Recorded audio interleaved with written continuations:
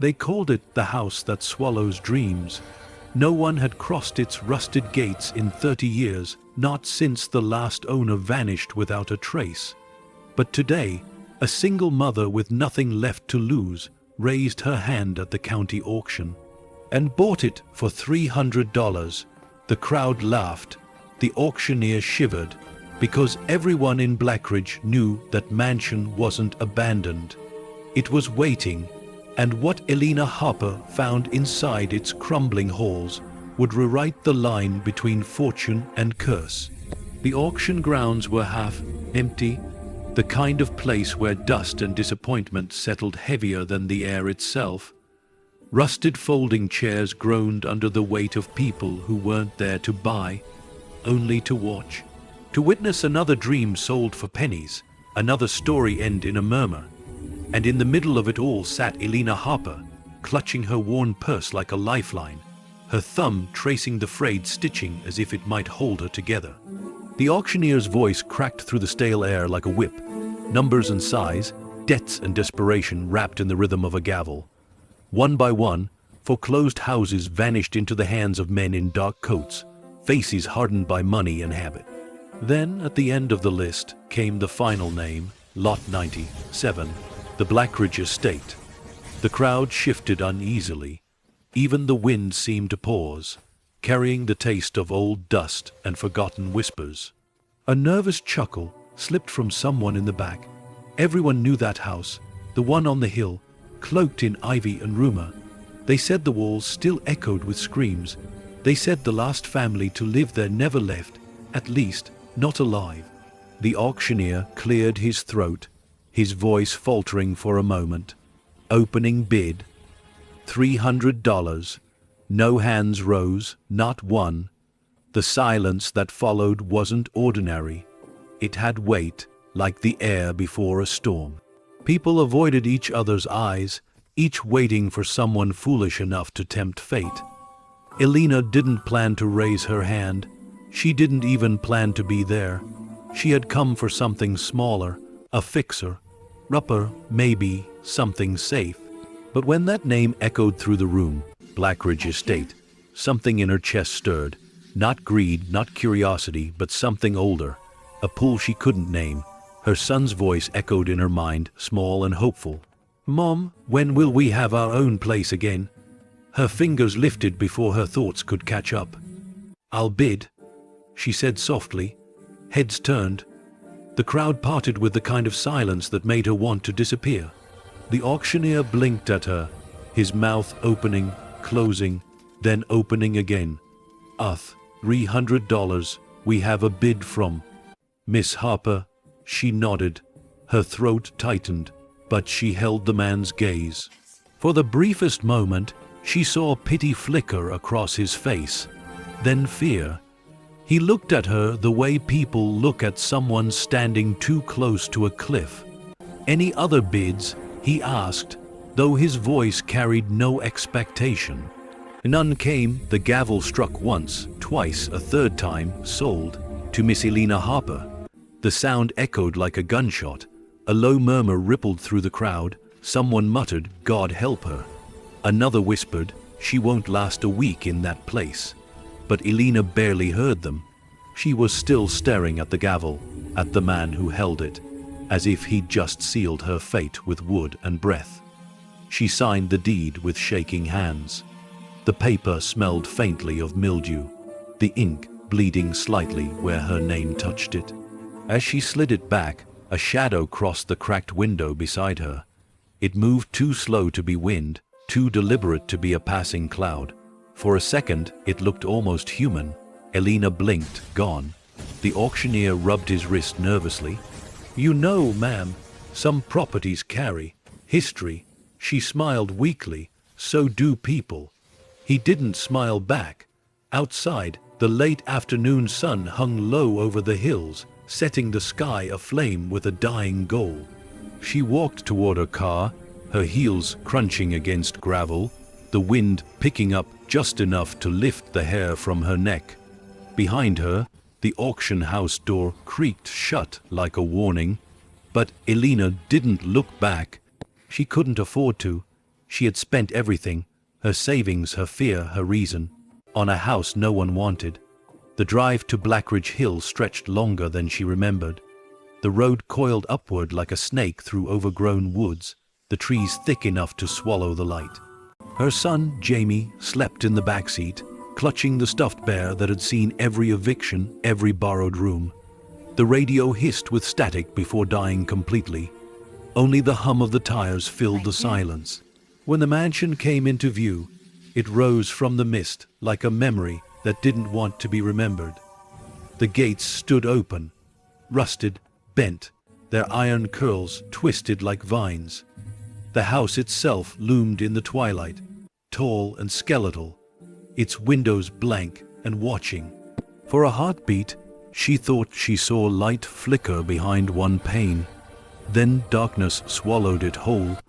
Elena parked, her hands trembling on the wheel. The deed lay on the passenger seat, the ink still fresh, her name glinting faintly in the fading sun. For the first time, doubt crept in. $300. She told herself it was a miracle, a chance, not a mistake, not a curse. Jamie stirred. "Are we home, Mom?" She swallowed hard. "Yeah, baby, we're home." The air was colder here. Too still, even the crickets seemed to hold their breath. She unlocked the trunk, dragging out 2 suitcases that looked small against the enormity of the place. The front door loomed ahead, warped by years of rain and silence. When she pushed it open, the hinges groaned, a sound so deep it felt alive. The scent hit her first. Dust, old wood, and something else, something faintly metallic. The kind of smell that clings to forgotten rooms and broken promises.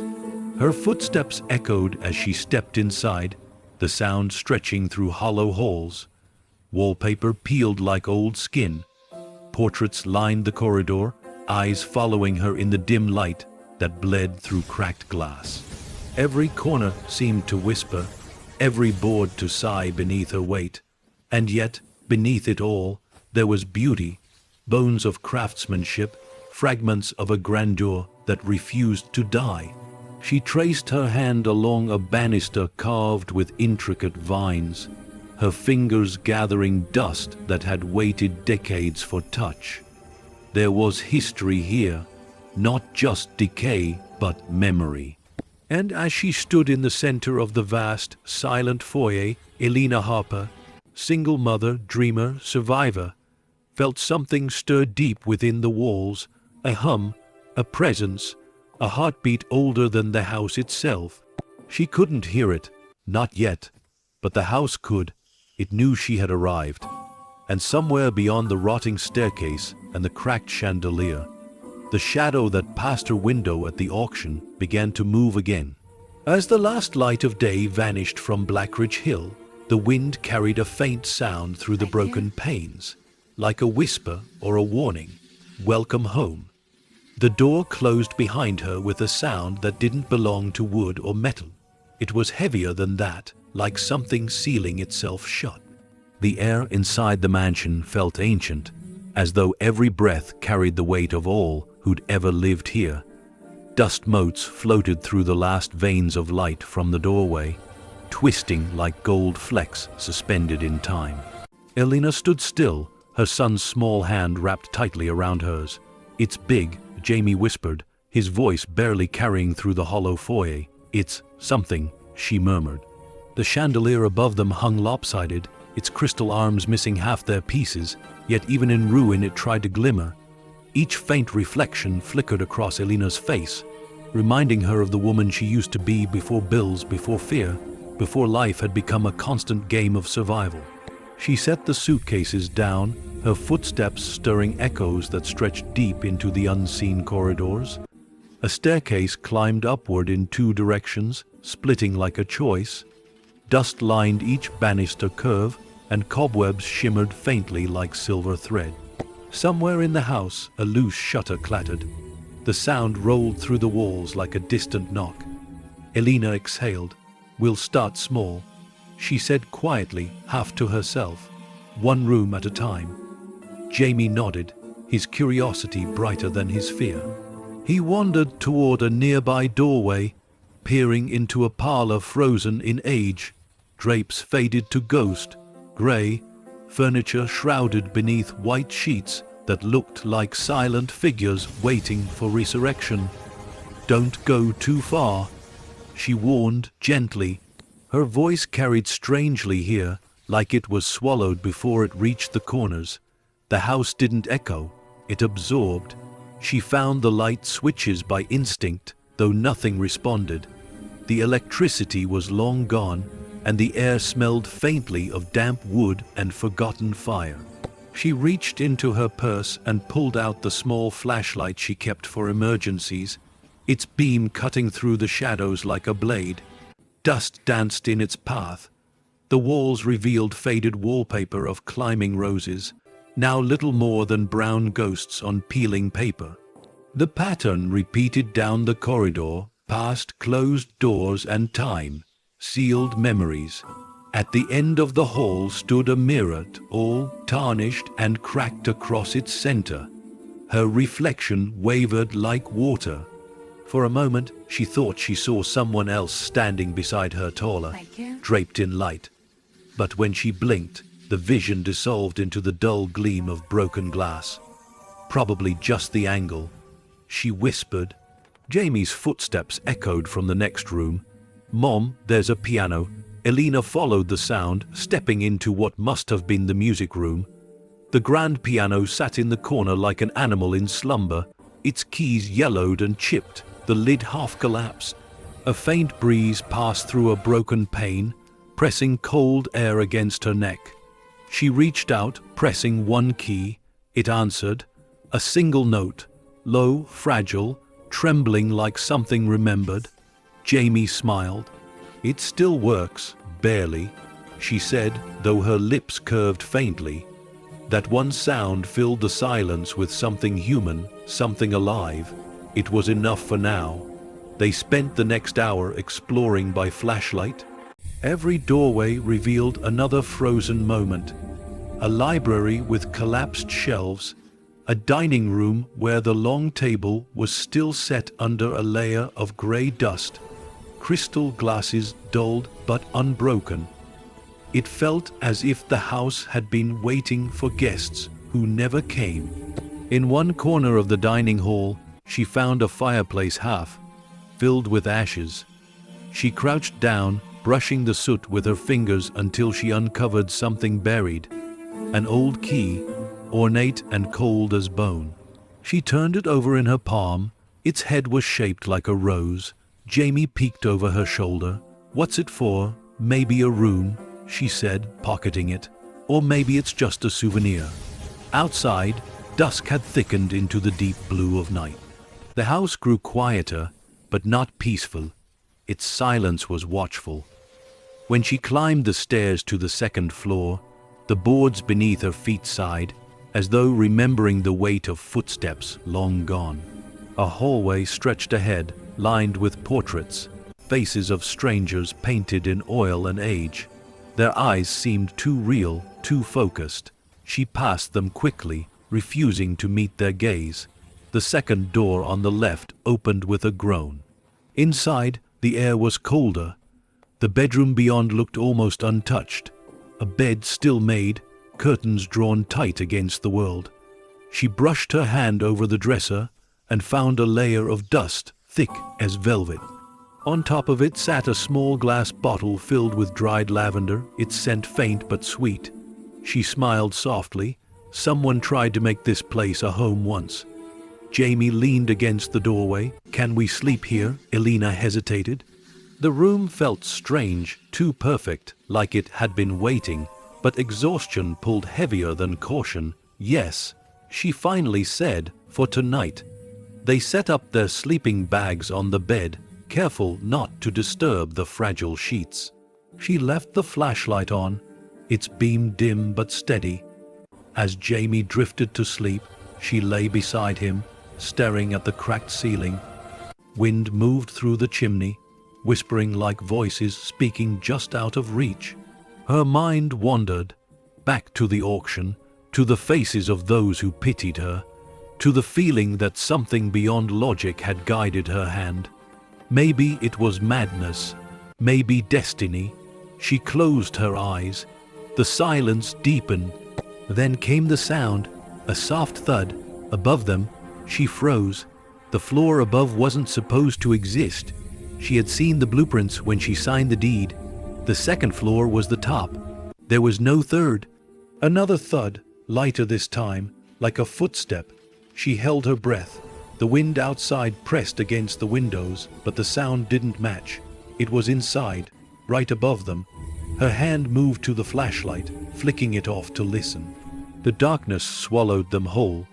Jamie stirred in his sleep, murmuring something she couldn't hear. The next sound came clearer, faint, deliberate, and slow. Step, pause, step. Elena's heart hammered against her ribs.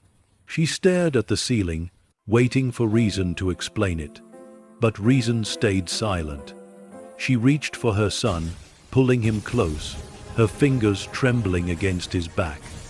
The final sound was a whisper, a fragile breath that seemed to fall through the air itself. It wasn't language, not really, just a tone, a hum that felt like a warning, and then silence again.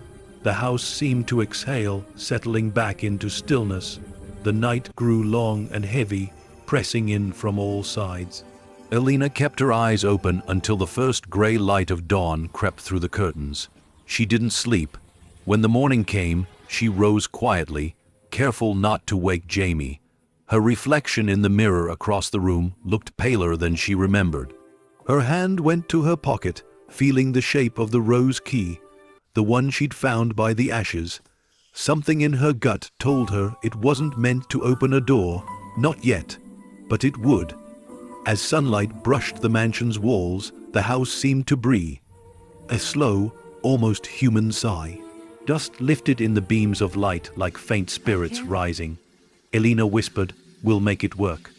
But the house, old and listening, had other plans, and somewhere beyond the cracked ceiling, where no floor should exist, something stirred in reply. As the morning light crept across the faded wallpaper, Elena Harper had no idea. The story of the house had only just begun. The morning broke with a silence too clean to trust. The first light slipped through the torn curtains like pale fingers searching the room, touching dust, wood, and time. Elena Harper stood by the window, her breath fogging the cold glass, watching the mist roll up from the valley below. Blackridge Hill looked almost beautiful in that early hour, its wild grass drenched in dew, the sky opening into soft gray. But the beauty was thin, fragile, and beneath it, the house waited. Jamie was still asleep, curled beneath the faded quilt. His hair fell across his face, his hand resting against the stuffed bear that had traveled with him through every eviction, every roadside motel. Elena brushed his cheek gently before stepping away. The floor creaked under her weight, each sound reminding her she was not in an ordinary home. The air carried the faint scent of something metallic, like rain that never fell. Somewhere deep within the walls, pipes moaned, expanding against the chill. It almost sounded like voices murmuring just beyond understanding. She moved quietly through the upstairs hallway, flashlight in hand, though daylight had already crept in. The portraits along the wall were clearer now, painted faces staring from behind cracked varnish. There was the same woman again, the one from the portrait downstairs, the stern matriarch in black silk, her eyes dark and almost too alive. Elena stopped, staring back at her. For a strange moment, the air between them felt heavy, charged. "Who were you?" Elena whispered under her breath. A small draft slid down the corridor, carrying the faintest hint of perfume, lavender and dust. It was gone before she could breathe it in again. She exhaled and turned toward the stairs. The light from the broken chandelier cast fractured reflections across the foyer below. The mansion looked different in daylight, less like a nightmare, more like an open wound. It was vast and ruined, but somewhere beneath the layers of decay, she could almost see what it once was. Elegant dinners, music, laughter, a home that had known life. Elena descended carefully, her fingers brushing the banister. The carved vines felt alive beneath her touch, as if remembering the hands that shaped them long ago. When she reached the bottom step, she noticed footprints in the dust, hers and Jamie's, but there were others too. Fainter, older, leading toward a door beneath the staircase. Her pulse quickened. The door was painted blue once, now faded into dull gray. A tarnished handle waited in the center, untouched by rust.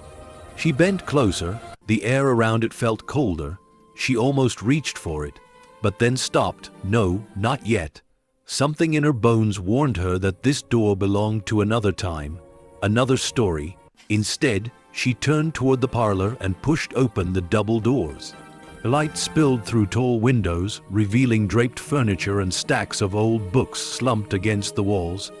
The air was thick with dust, but as she walked, a strange calm settled over her. For the first time, she felt a fragile sense of ownership. This was hers now. The ruin, the silence, the chance. She began to clean.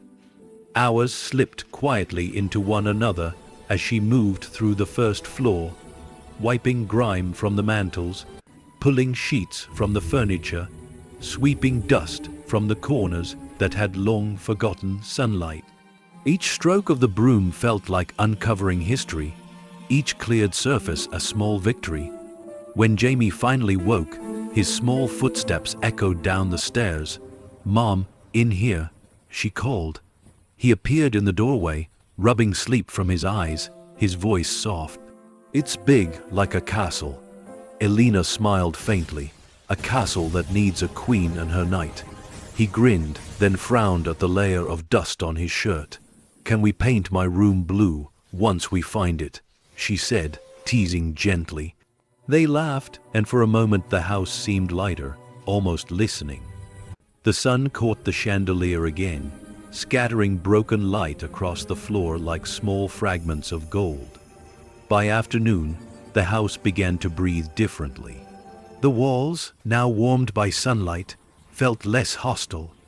The front doors stayed open as Elena carried out armfuls of broken boards and scraps of fabric. The wind moved through freely, stirring life into the rooms.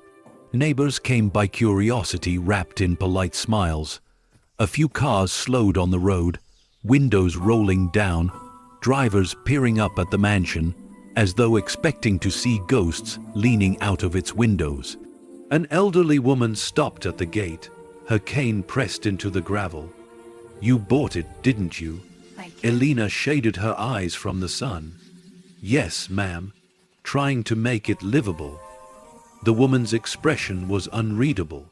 "You know what they say about that house, don't you? I've heard a few things." The woman nodded slowly. "Then you've heard too little."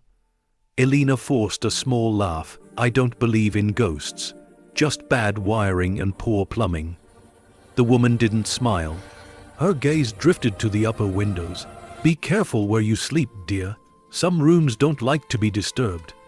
Before Elena could respond, the woman turned and began her slow walk down the road, her cane striking the gravel like a heartbeat fading away. The sun dipped lower, shadows stretching long across the yard. Jamie chased them with a stick, laughing, unaware of the weight those words carried. By evening, the house seemed almost kind. The fireplace in the parlor flickered to life after a struggle, filling the room with soft orange light. Elena sat on an old couch, the fire crackling and breathing warmth back into the mansion's frozen heart. Jamie sat cross-legged on the rug, drawing shapes in a notebook. He looked up suddenly. "Mom, who's the lady in the picture?" Elena followed his gaze. The portrait above the mantel showed the same woman again, stern face, dark eyes, pearls glinting faintly even through the dust. "I don't know," she said quietly. "Maybe she used to live here." Jamie frowned. "She looks sad." Elena nodded. Maybe she was. The fire popped softly. The house groaned, settling deeper into the earth. Outside, the last light faded from the hills. When the wind rose again, it moved through the cracks in the old glass, and something, Some faint sound whispered through the parlor. It wasn't a draft. It wasn't the pipes. It was softer, rhythmic, like footsteps. Elena stiffened, her eyes darting toward the ceiling. Jamie didn't notice. He was still coloring, humming to himself. The sound came again, just above them. Slow, heavy, measured. She rose from the couch, every muscle tightening. Her flashlight lay on the mantel. She grabbed it without thinking. "Stay here," she whispered. Jamie's head lifted. "Mom, it's okay, baby. Just stay by the fire." Her bare feet moved silently up the stairs, the old wood groaning beneath her weight. The sound stopped when she reached the landing. The hallway stretched ahead, dark, endless. She waited. Nothing. Only the faint tick of an unseen clock somewhere deep in the house. Her flashlight beam swept across the walls, catching flakes of wallpaper and the dull glimmer of framed glass. She exhaled, forcing her pulse to slow. Probably the house settling. She whispered to herself, but then, just as she turned to go back downstairs, the mirror at the end of the hallway shimmered, not from light, from movement. A figure stood faintly within the reflection, all feminine, face blurred by shadow. For 1 second, Elena's breath stopped. Then the flashlight flickered, the image vanished. Her hands trembled as she lowered the beam. The mirror reflected only her, pale and shaking, the outline of the hallway stretching endlessly behind. She swallowed hard and whispered, almost to the air itself, "We're not alone here." "Are we?" The house said nothing, only the faint sound of wind curling softly through unseen cracks, like the quiet answer of something that had been waiting too long to be found. And as night crept once more over Blackridge Hill, Elena Harper realized the mansion wasn't just old. It was listening. The fire had long died downstairs, leaving behind only the faint scent of smoke and the soft crackle of cooling embers. The house seemed to breathe again, slowly, deeply, as if waking from a long, cold dream. Elena stood at the top of the staircase, frozen, staring down the dark corridor where the mirror still shimmered faintly in her mind. For a long time she didn't move. The silence pressed against her skin, heavy and patient. She could almost feel the house waiting, listening for her next breath. Then Jamie's voice drifted from below, sleepy and small. "Mom, can I go to bed now?" She forced herself to sound steady. "Yes, baby, I'll be right down." Her voice broke the spell. The house exhaled, or maybe it was just the wind. Either way, the weight lifted, and she descended the staircase one careful step at a time. The parlor was dim now, only the faint orange glow of dying coals painting the walls in restless light. Jamie lay curled on the couch, his sketchbook open beside him. He'd drawn the house, its pointed roof, crooked gates, and in one window, a small, shaded figure. Elena's heart stuttered. "What's that, sweetheart?" He yawned. "The lady in the window." Her mouth went dry. "What lady?" He blinked up at her, confused. "The one who was watching us when we came back inside." Elena didn't answer. She couldn't. She just smoothed the hair from his forehead, whispering softly, "Get some sleep, okay?" He nodded, already drifting. She pulled a blanket over him, then turned toward the staircase again. The air had shifted, colder now, carrying a scent she couldn't place, faintly floral, faintly burnt. She looked at the portrait above the mantel. The woman's eyes, even under dust, seemed brighter in the dim light. The clock in the hallway struck once, then twice, midnight. She sat by the fire for a while, watching shadows crawl up the walls.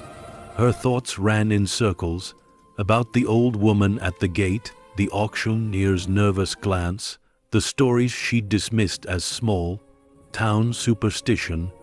But in the flicker of that dying firelight, reason began to thin.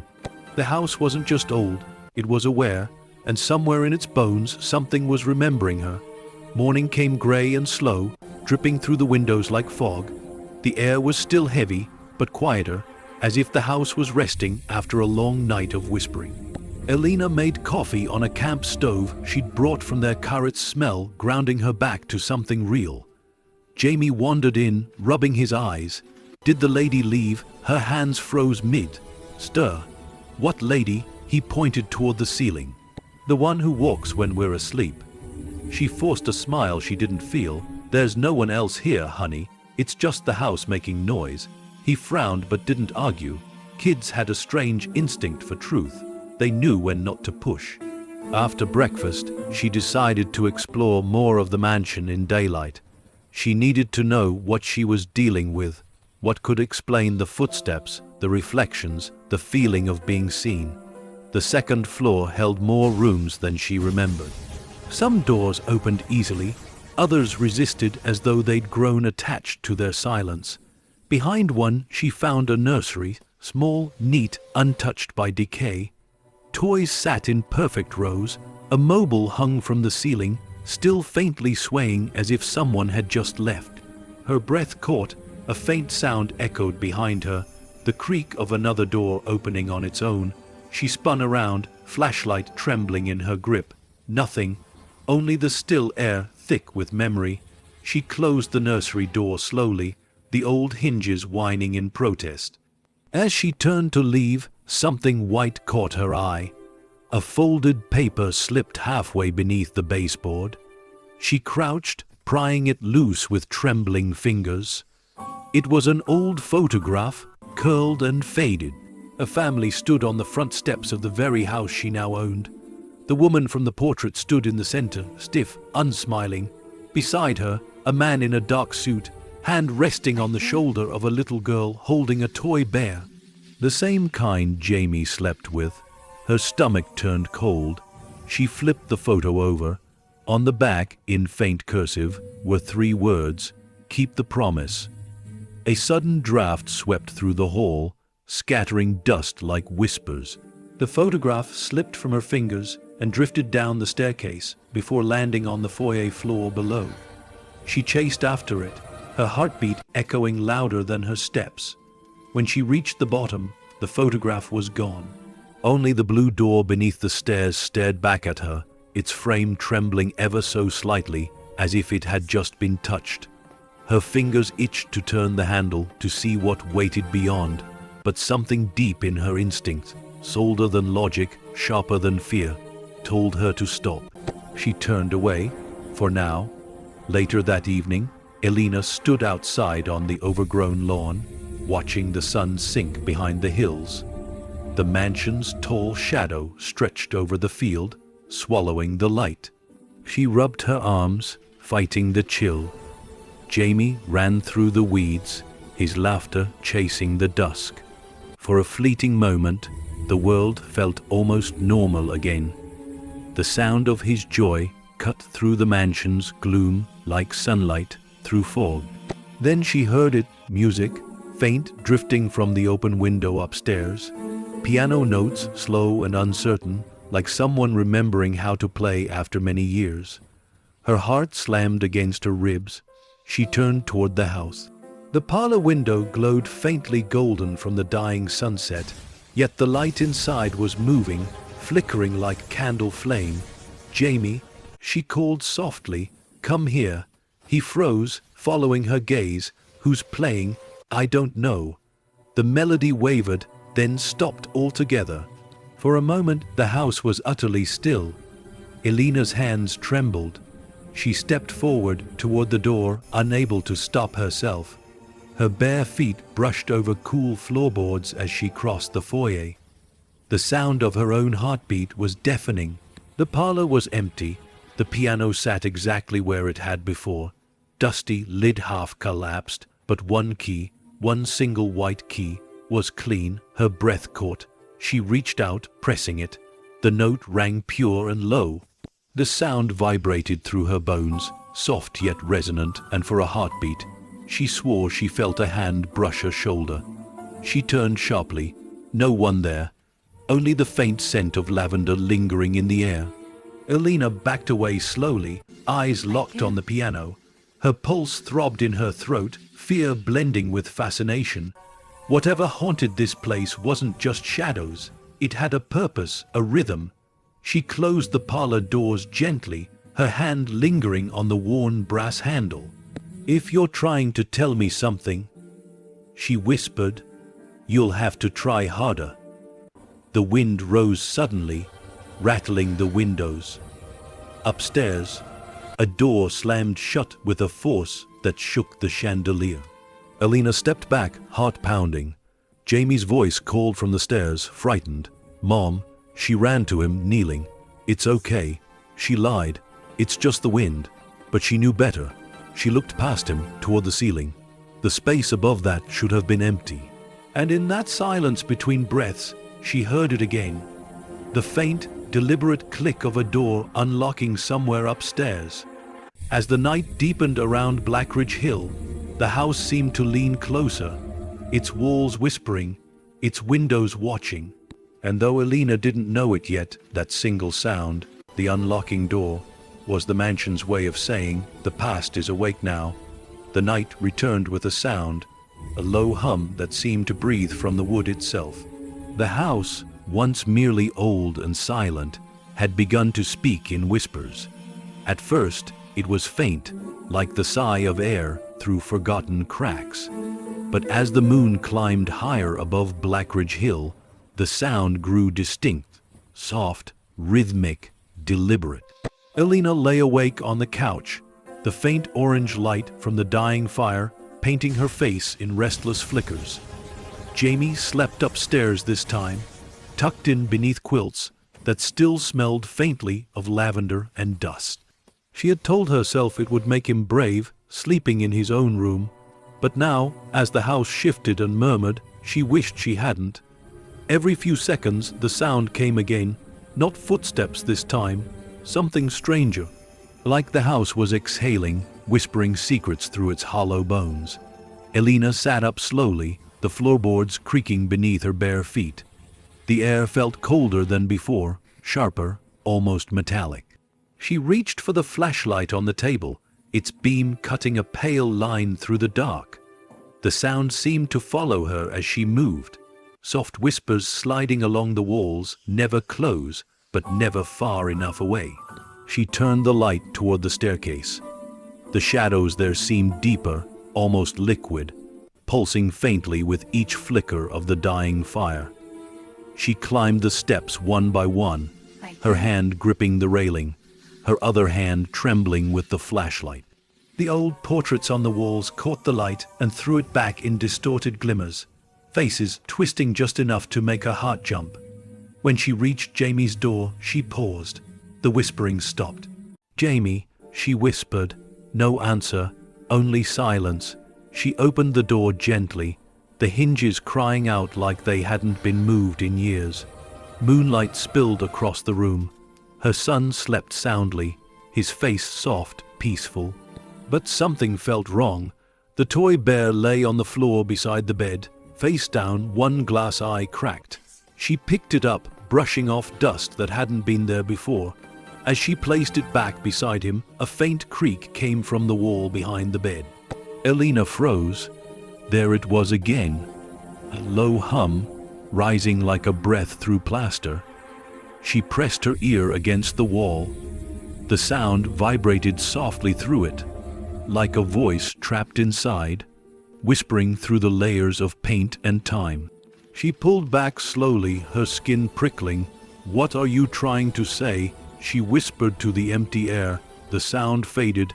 Only the wind answered. By morning, she convinced herself it had been nothing. A trick of air pressure, old wood settling, imagination fed by fatigue.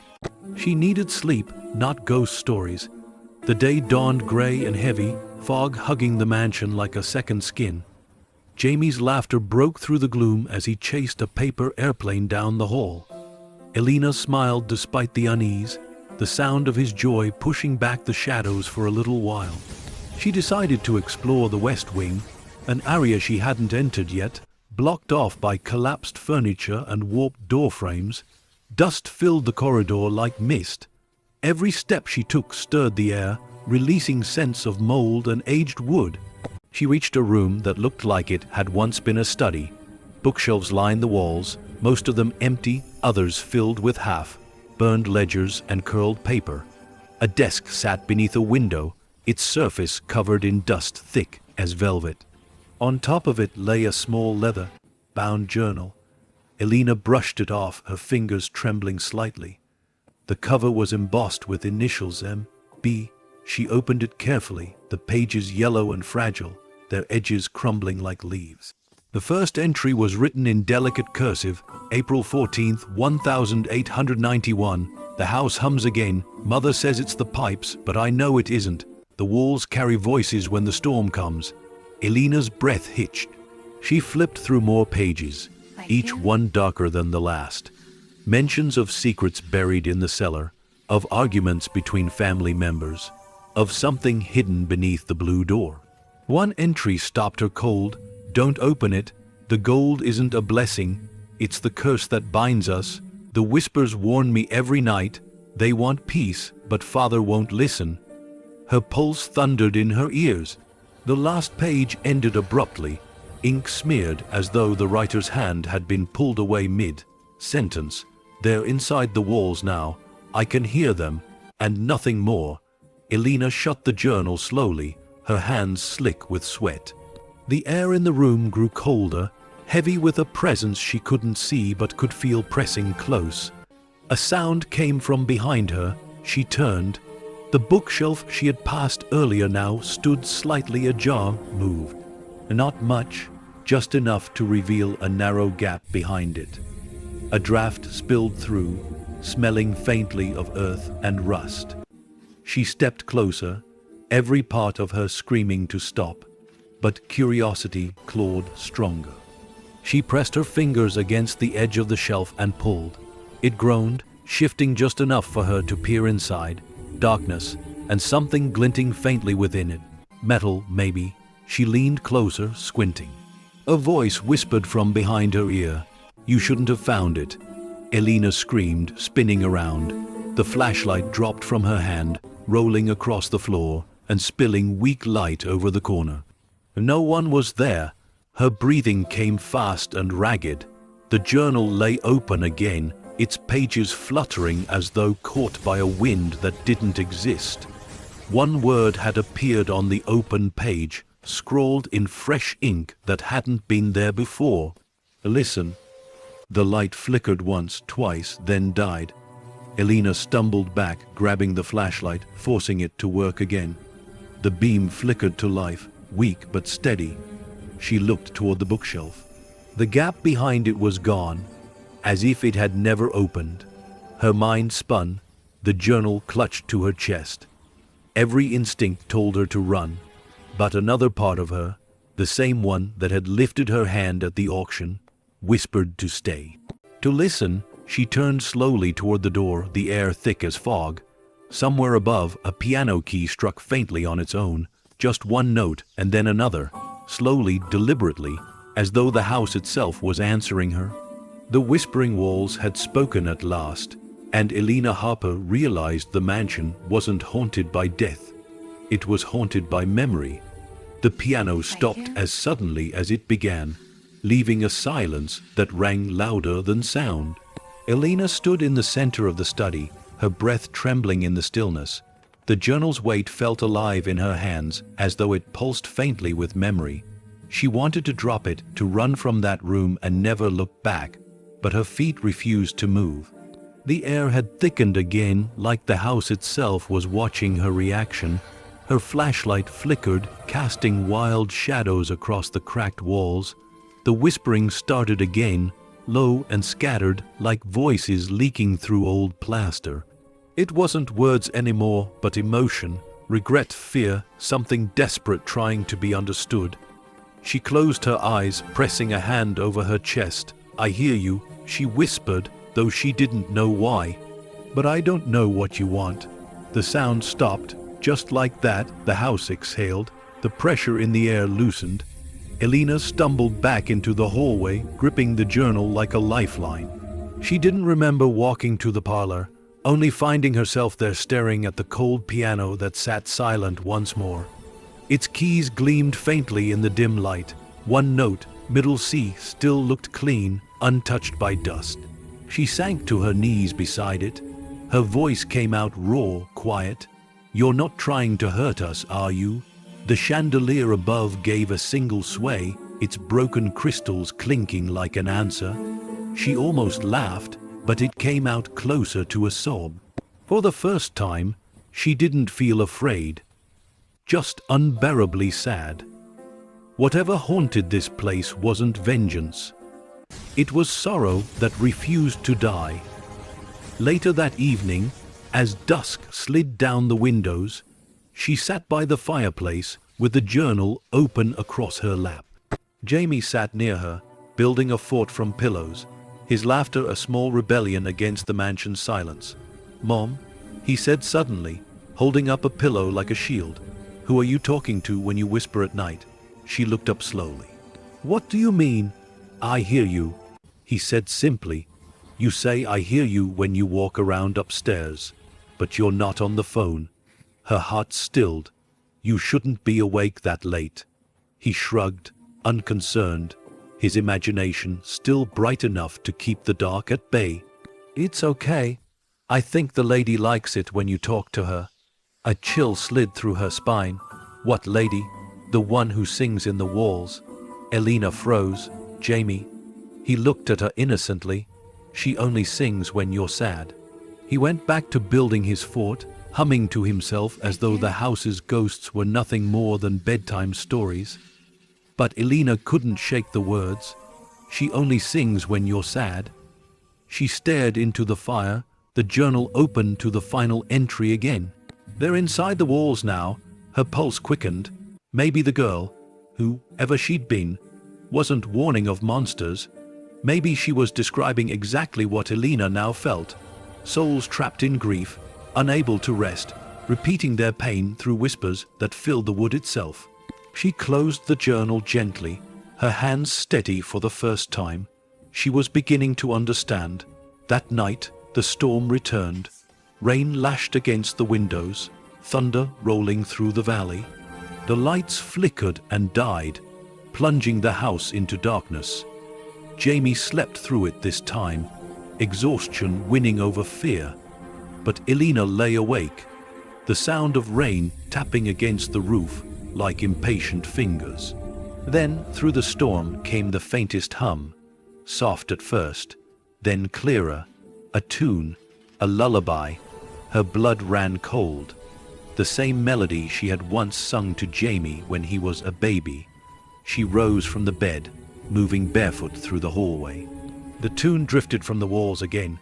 No, within them, like someone humming through the bones of the house itself. "Who are you?" she whispered, her voice shaking. "Why me?" Lightning flashed, flooding the hall with blinding white. In that single instant she saw her, a woman standing at the far end of the corridor, hair dark as rain, face pale and wet with tears. She wore an old-fashioned gown, lace and shadow, and her eyes, God, her eyes were sorrow carved into light. Then the lightning faded. The hallway was empty. Elena's knees almost gave out. She backed against the wall, her breath shallow. But in that trembling silence, she felt no malice, only the deep ache of someone begging to be heard. The humming faded into a whisper, words rising through the walls, barely audible through the storm. "Find the truth, before they find you." Elena clutched the journal to her chest. "Who are they?" she whispered into the dark. But the voice was gone. Only thunder answered. By morning, the storm had passed. The air smelled clean again, renewed, as though the rain had washed away something the house had been holding too long. Elena stood on the balcony, watching the mist roll off the hills. She hadn't slept, but her mind was clearer now. The journal, the whispering, the vision, all of it pointed to something hidden within these walls. Not a curse meant to harm her, but a secret begging to be unearthed. When Jamie came downstairs, she was already dressed for work. Jeans, gloves, and determination in her eyes. "Mom," he said between bites of toast, "are we going treasure hunting?" She smiled faintly. "Something like that." He grinned. "Can I help?" "Not today." she said gently. You stay close to the light, okay? He nodded, though his curiosity burned as bright as hers. She walked into the west wing again, where the journal had been found. Sunlight spilled across the floor now, revealing details she'd missed before. Scratches on the walls, faint outlines of furniture long removed, and beneath the desk, a panel in the floor that didn't match the rest. Her heart raced as she knelt and brushed away dust. The panel lifted with a groan, revealing a hollow space beneath. Inside lay a bundle of yellowed letters tied with faded blue ribbon, their paper thin as skin. She untied the ribbon carefully, unfolding the first letter. To whoever finds this, forgive us. The gold was never meant for us. We stole it, and now it keeps us. Margaret tried to warn me, but I was blinded by what shone in the dark. Elena's breath caught. The name, Margaret, the same initials as M.B. on the journal, Margaret Blackridge, the woman from the portrait. Her hands shook as she read the final line, ink smeared as if written in haste. If you hear the whispers, it means the walls remember. The gold is still here, and it wants to be found. A shiver crawled up her spine. The walls around her creaked, almost in response. She stood slowly, the letter trembling in her grip. I hear you, she whispered again, this time not in fear, but understanding. The chandelier in the parlor swayed gently, its broken crystals catching the sunlight, scattering it across the dusty floor in small glimmers of gold. It looked almost like the house was smiling. And as the morning light filled the mansion once more, Elena Harper finally understood. Some houses whisper not to scare you, but to confess what they can no longer hide. The letter trembled in Elena's hands long after she'd finished reading it. The ink had faded, but the message burned fresh in her mind. The gold is still here, and it wants to be found. The air in the mansion felt heavier now, as if those very words had awakened something ancient in the walls. She walked to the parlor window, light spilling weakly across the decaying floorboards. Beyond the glass, the morning mist rolled over the hill like a living thing, soft and endless. Somewhere beneath that fog, beneath the roots of this place, lay a truth buried deep enough to stain generations. Her gaze shifted toward the staircase, toward the spot beneath it where the blue door waited. She had avoided it since the first night, telling herself it was just another locked room, another mystery for later. But now, with Margaret's letter echoing in her mind, later felt like cowardice. Jamie's laughter rang faintly from outside, his small footsteps crunching across gravel as he explored the garden. She envied his freedom, his ability to see only sunlight and not the ghosts hiding behind it. Elena tightened her grip on the letter, one mystery at a time. She whispered and turned toward the stairs. The blue door waited beneath the staircase like a secret that had been holding its breath for years. Dust drifted lazily through the beam of her flashlight as she knelt before it. The paint was cracked but still distinct. A shade that once might have been royal now faded into the muted sorrow of old things. She touched the handle, cold, not metallic cold, but the kind that sank into her skin, traveling up her arm like ice through veins. She pulled her hand back. The whispering began again, soft, indistinct. She couldn't tell if it came from behind the door or from the walls around her. Either way, it carried the same familiar tone she'd begun to recognize in the mansion's strange symphony. Warning, pleading, remembering. Elena reached into her pocket and pulled out the rose-shaped key she'd found by the ashes in the fireplace days ago. It glinted faintly in the dim light. For a moment, it felt absurd, trying to open a mystery with something that looked like art instead of a key. Still, she pressed it into the keyhole. It fit perfectly. Her breath caught. Slowly, she turned it. A soft click echoed through the air, followed by a sigh, like the exhale of something that had waited too long. The smell of old air and faint perfume seeped out from the crack of the door. She pushed it open. The hinges screamed, protesting the intrusion, until the door gave way to darkness. At first, she saw nothing. Then her flashlight beam slid across a room that seemed untouched by time. The dust here was lighter, the air still but strangely clean, as though sealed off from the rest of the world. A canopy bed stood against the far wall, its sheets faded but unwrinkled, like someone had just risen moments before. A vanity sat beside it, its mirror clouded but not cracked. On its surface rested a small jewelry box, delicate and ornate, its golden filigree glinting in the beam of her light. Elena stepped inside. Her shoes sank slightly into the carpet, soft, too soft for a house like this. The scent of lavender was stronger here, fresh and sweet. She whispered to herself, someone kept this room alive. Her fingers brushed over the vanity. The jewelry box opened with a faint click, revealing strands of pearls, a silver locket, and a folded note tucked beneath them. She unfolded it carefully. The handwriting was the same, Margaret's. I begged him not to hide it here. I begged him not to let the gold touch this room, but he said no one would ever look behind the child's toy. If you find this, I am sorry. Forgive what we did to save ourselves. Elena's heart pounded. Her flashlight's beam drifted toward the foot of the bed, where something small rested on the rug. A toy horse, wooden and faded, one wheel broken, its paint chipped by time. She crouched beside it. The wood creaked faintly under her weight. Her hand trembled as she lifted the toy. Beneath it, barely visible, was the outline of a metal latch set into the floor. She froze. The whispering surged again, louder now, rippling through the air around her. The house itself seemed to pulse with sound, like a heart racing beneath her feet. Elena. The voice was soft, familiar, close. She spun around, the flashlight sweeping across the empty room. Who's there? The door behind her slammed shut.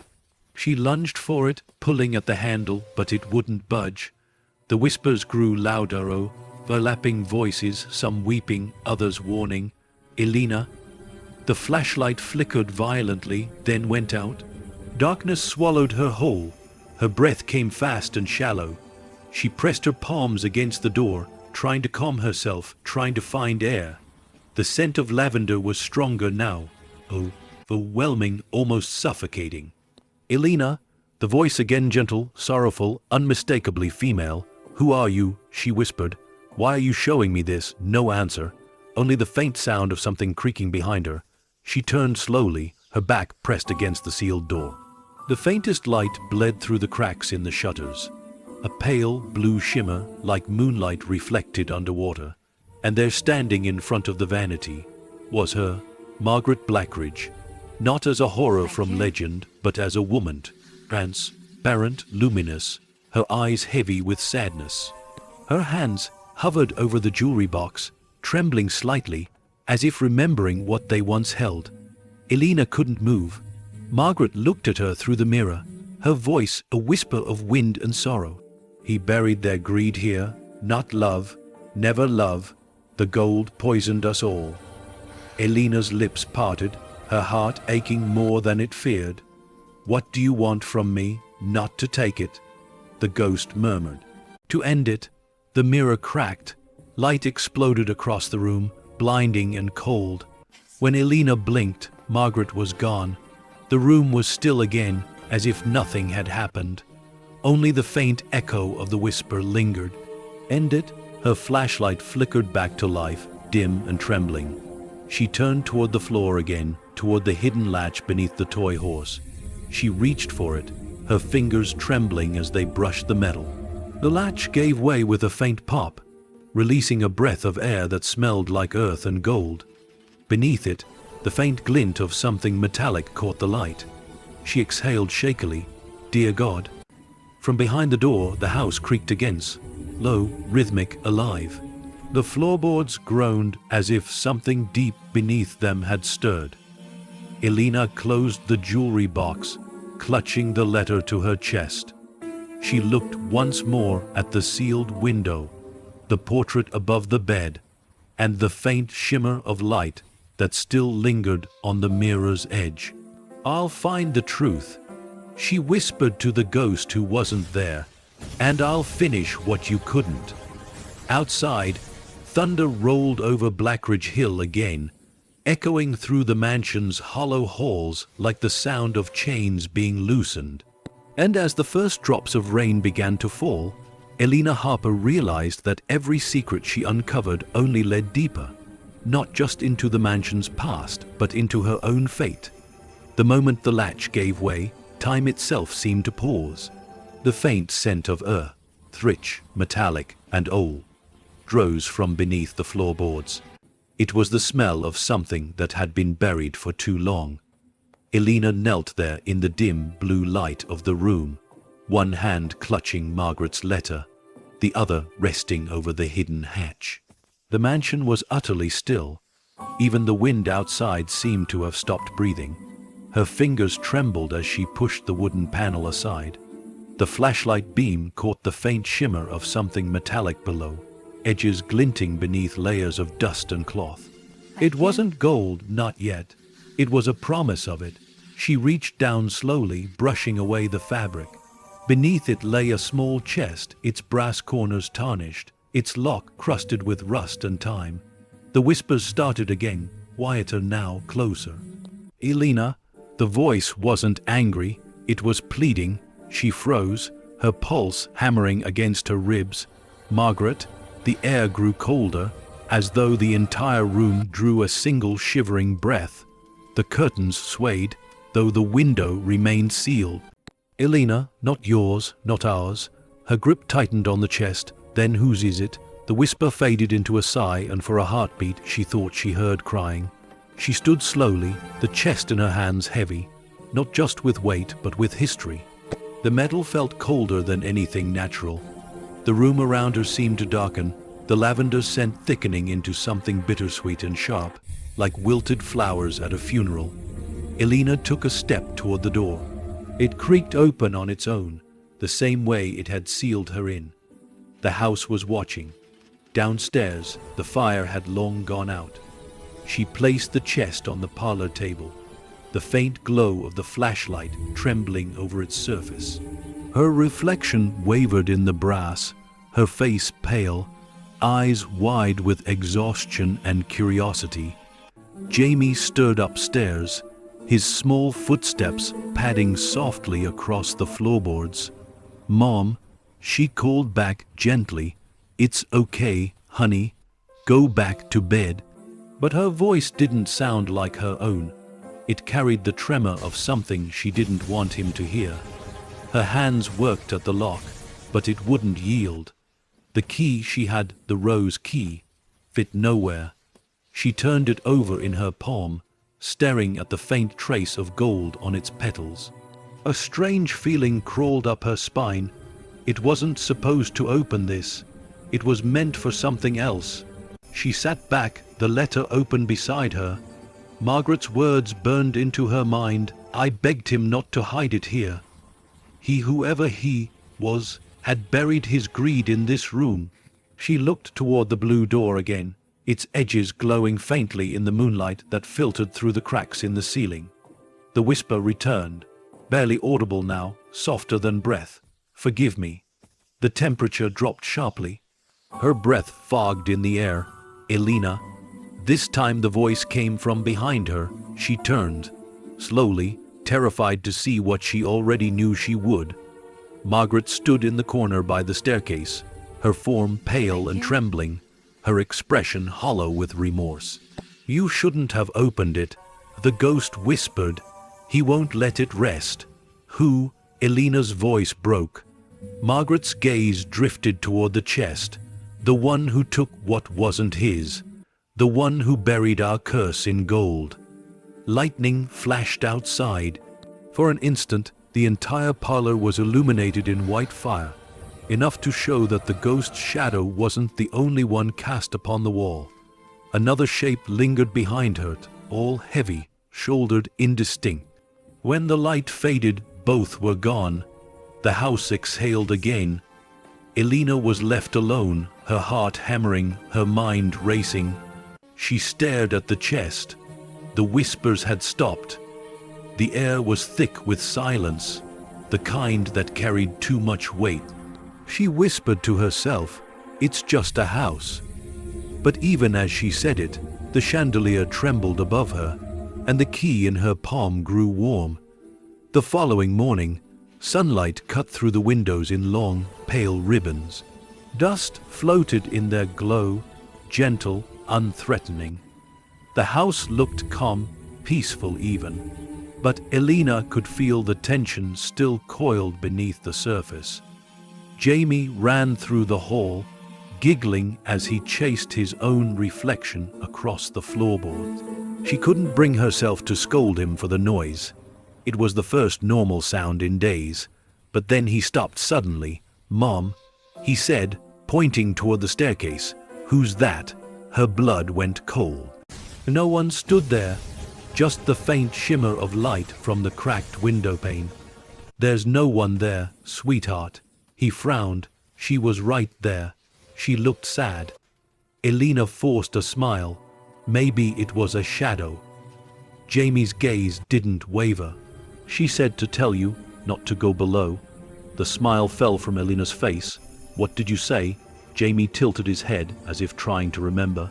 She looked like the lady in the picture. Elena's hand gripped the edge of the table. "Margaret," she whispered under her breath. Jamie had already run off toward the garden, his laughter echoing faintly down the hall. Elena stared at the staircase for a long time, her heartbeat a dull roar in her ears. Not to go below, but she had to, because now she knew the chest wasn't the end of the mystery. It was only the doorway to something deeper. She turned back to the blue door, now closed again, the seams around its edges darker, as if sealed not by time, but by intent. Her reflection wavered faintly in the brass handle, haunted, curious, defiant. "I'm sorry," she whispered to the house, to Margaret, to whoever was listening, "but I can't stop now." That night, Elena sat by the window in her room, the storm returning once more. The rain drummed against the glass, lightning flashing in the distance over the hills. She held the rose key in her hand, tracing its edges, feeling its strange warmth. Each thunderclap rattled the walls, and each time she swore she heard faint echoes beneath the sound, voices, footsteps, the low groan of something waking underground. She leaned against the cold glass, whispering into the storm, "If the truth is buried here, I'll find it, whatever it costs." A single knock answered her from below, 3 slow taps against wood, right where the blue door was. Her blood turned to ice. The wind howled through the cracks of the mansion, and as thunder rolled over Blackridge Hill, Elena realized the mansion's silence was gone forever. Now it was listening, and somewhere beneath her feet, behind the sealed blue door, something long buried shifted in the dark, waiting for her to come closer. The storm had not stopped for 3 days. Rain clawed at the windows like desperate fingers, and thunder rolled through the valley in long, trembling echoes. Inside the mansion, the sound was magnified, each rumble crawling through the walls, each flash of lightning casting ghosts across the cracked ceilings. Elena hadn't slept. Every time she closed her eyes, she heard it again.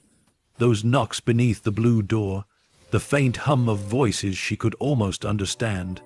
She kept the rose-shaped key on the nightstand, and beside her, its metal cold even when the air wasn't. Jamie slept soundly in the next room, his small frame buried beneath layers of blankets.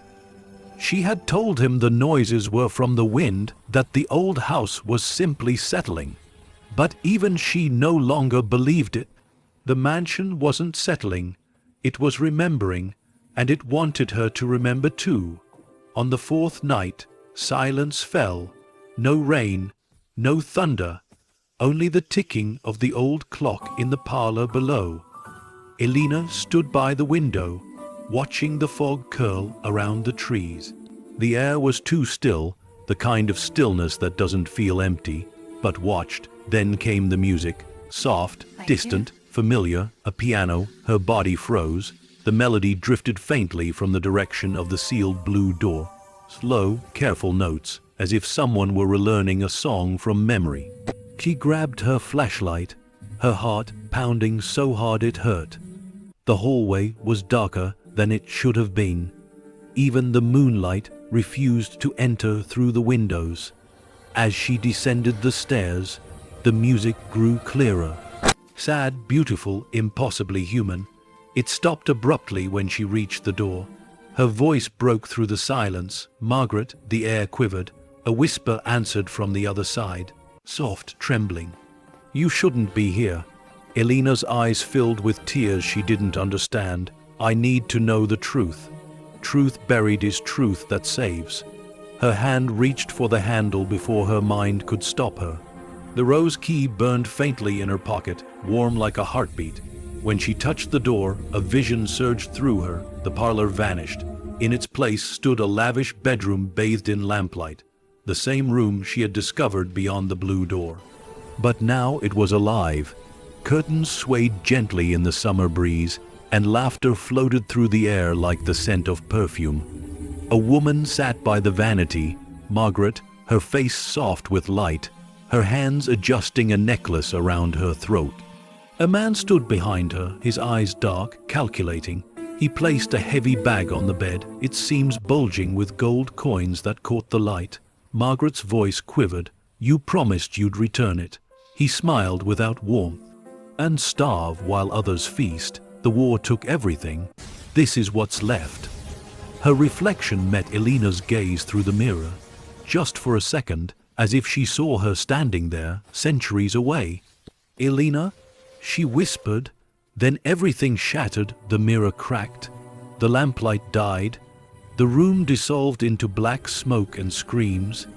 Elena gasped, stumbling backward into reality, the blue door before her once more. The whispers had turned into a chorus, bleeding, furious, lost, the gold. It cursed them all. "Don't let it out." Her tears spilled freely now. "Then what do you want me to do?" Silence. Only the faint hum of the piano again, a single note repeating, steady, sorrowful, endless. She turned away from the door, gripping the rose key tightly. She understood now. Margaret wasn't haunting her. She was protecting her. That night, Elena dreamed of the woman again. The dream wasn't cold this time. It was heavy, human. She stood in the preserved bedroom, moonlight flooding through the tall windows. Margaret sat on the edge of the bed, her head bowed, hands clasped tightly around a silver locket. Elena stepped closer. "You don't have to be afraid anymore." Margaret looked up, her eyes shining like water. "You think fear keeps me here. Then what does?" The ghost's expression softened, her voice breaking as she spoke. "Guilt." She opened the locket, revealing a small photograph. A man, the same one from the vision, and a child beside him. He promised to keep us safe, but gold makes liars of men. Her gaze lifted, steady now. "Don't dig where love once died, Elena. Promise me." Elena hesitated. "I can't promise that. Then you'll suffer what we did." The dream dissolved into wind and candlelight. Elena woke with a start. The room was bright with morning, but her hands were trembling as though she'd carried something from that dream into the waking world. She turned toward the vanity where the ghost had sat in her vision, and froze. The silver locket lay there, real, cold. She reached for it slowly, her fingers tracing the worn edge. Inside, the same photograph. The man and the child. The faces were faint, almost erased by time, but the image was there. Proof that the dream had not been just a dream. The whisper returned, barely audible. "He buried us in gold." Elena's grip tightened. "Then I'll find it," she whispered, "and I'll set you free." The air shifted, cold, sharp, disapproving. A voice, faint but angry now. "No, that's how it begins again." The light bulb above her flickered violently, then burst. Elena stumbled back, clutching the locket to her chest. The message was clear, but so was the pull. The truth was buried below, and it was calling her by name. That afternoon, she walked the mansion's halls with new awareness. The air hummed faintly with every step, the walls breathing like lungs. She could feel Margaret's presence now, not constant, but near, woven through the cracks of the home like threads of light. When she passed the parlor, the piano keys struck once, by themselves, then again. A melody took shape, slow, broken, but heartbreakingly familiar. She stopped at the doorway. "You can't stop me," she whispered to the room. A final note rang out, sharp as thunder. The chandelier above her trembled and fell, shattering into 1,000 glittering pieces at her feet. The message was undeniable. The house was done warning her. Elena stood in the echo of that crash, shards of glass glittering across the parlor floor. Her reflection stared back at her from 100 broken pieces, fragmented, determined, terrified. She whispered, "I'm not leaving." And for the first time, the mansion didn't whisper back. It simply listened, quietly, waiting. And as the daylight dimmed through the rain-streaked windows, Elena Harper realized that the ghost wasn't haunting her to frighten her. It was haunting her to prepare her for what waited beneath the house. The night after the chandelier fell, the mansion refused to rest. Every sound carried meaning. Every whisper, every gust of wind against the cracked windows seemed to speak a name.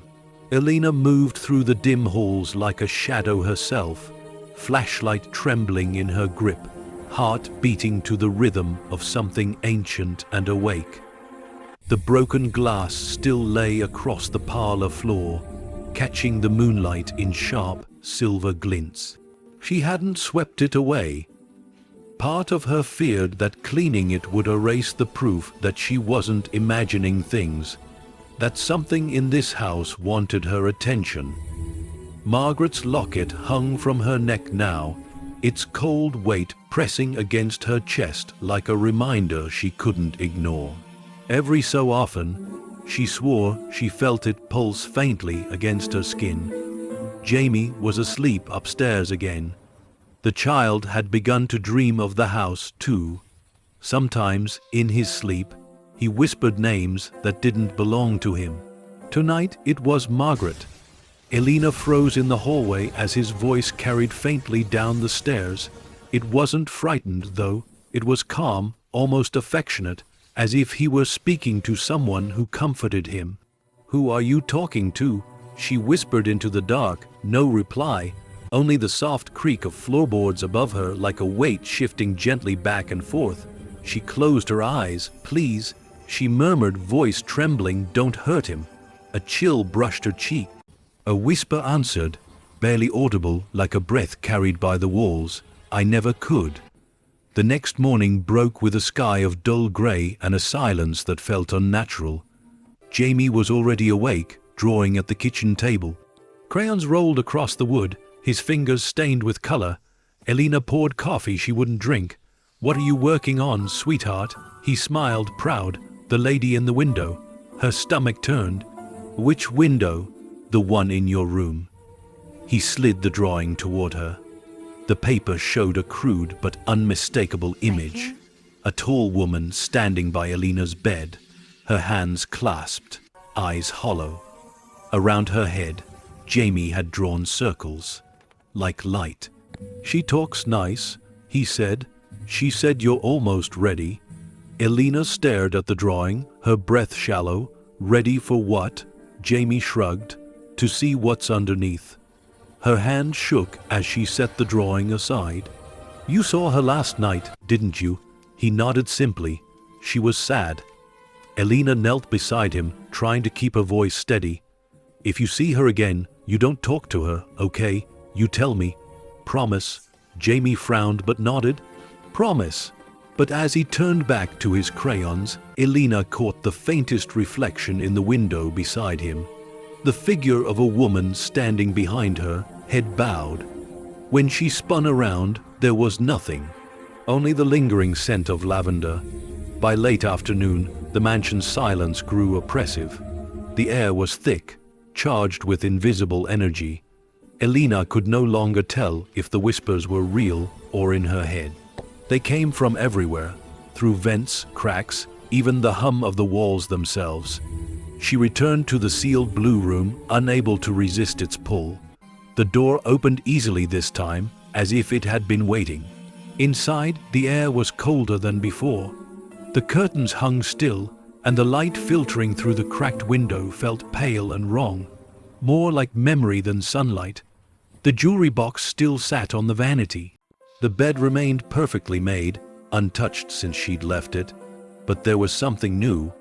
A faint shimmer along the wall near the bed's headboard, like a thin crack of light pressing through solid wood. She walked toward it slowly, her breath fogging the air. The closer she came, the louder the hum beneath the floor became. A steady, pulsing sound, like a buried heartbeat. She touched the wall. The wood was warm. And then, Margaret's voice again, soft, behind her ear. "It's not the gold that cursed us. It's what we did to keep it." Elena spun around. The ghost stood at the vanity again, her form clearer than ever. The lamplight flickered to life beside her, casting her in soft, flickering glow. Her eyes were no longer hollow. They were filled with sorrow so deep it made Elena ache just to look at her. "Tell me what happened," Elena said quietly. "Please." Margaret's expression didn't change. "We thought the war would take everything. My husband smuggled gold, blood money, through this house. He hid it beneath the foundations. But when the men who helped him came to claim their share, he silenced them, one by one." Elena felt her throat tighten. "He buried them," Margaret nodded slowly, "down there with the gold. Their greed trapped their souls. Their whispers built these walls. And I," her voice faltered, trembling, "I stayed because I could not forgive myself for staying silent." The ghost's hand lifted, transparent fingers trembling. "You must not go below. Their hunger never died. It only waits." Elena took a step closer. "I have to end this, Margaret. You can't move on until the truth is free." Margaret's face twisted with grief. "You sound like him." Lightning flashed outside, lighting the ghost's eyes with fire. "He said he could control it too." The wind howled through the cracks in the window. The lights flickered and died. When they came back, Margaret was gone. Only her voice lingered, softer now, more human. "Forgive me, but I can't protect you when you open what he sealed." That night, Elena dreamed again. She was standing in a tunnel beneath the mansion. The air was thick with dust and gold light. Voices surrounded her, hundreds of them, whispering and weeping. Their words formed no sentences, only emotion, greed, guilt, and endless hunger. In the dream, she held the rose key in her hand, its petals glowing like embers. She reached a door at the end of the tunnel, the same blue door, but older, heavier. When she pressed the key into the lock, every voice went silent. Then a single voice, Margaret's, spoke clearly from behind her. "If you turn it, you'll never leave." Elena turned anyway, and woke up screaming. Dawn broke grey and heavy, the air outside thick with fog. The mansion seemed to shrink under the weight of the morning, its walls sagging with old secrets. Elena sat at the edge of her bed, staring at the rose key resting in her palm.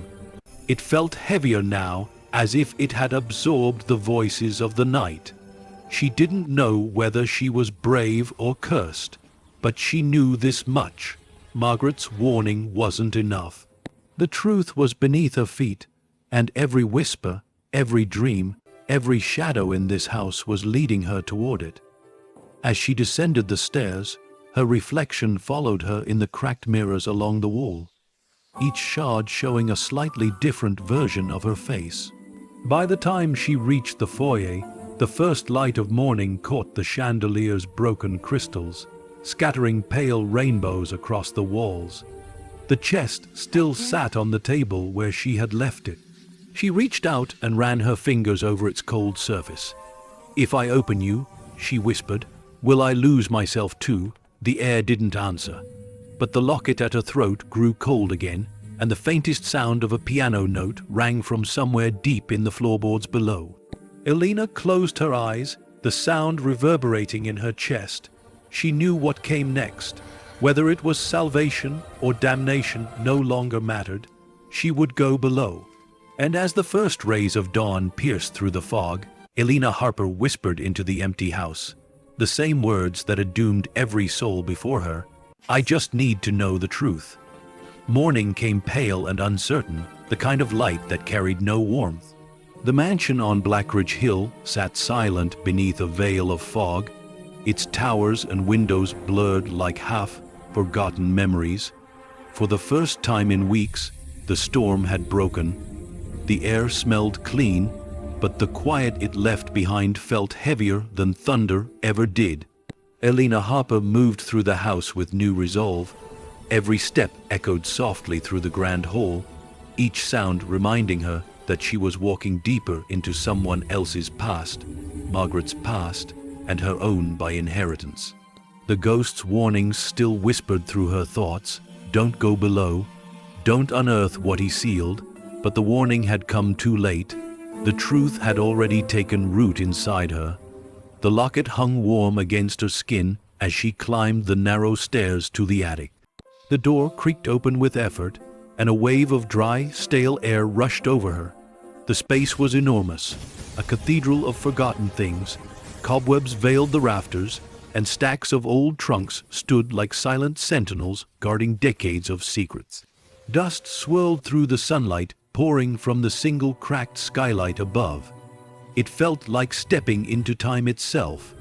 Elena's flashlight swept across rows of covered furniture, oil lamps, and crates stamped with faded lettering.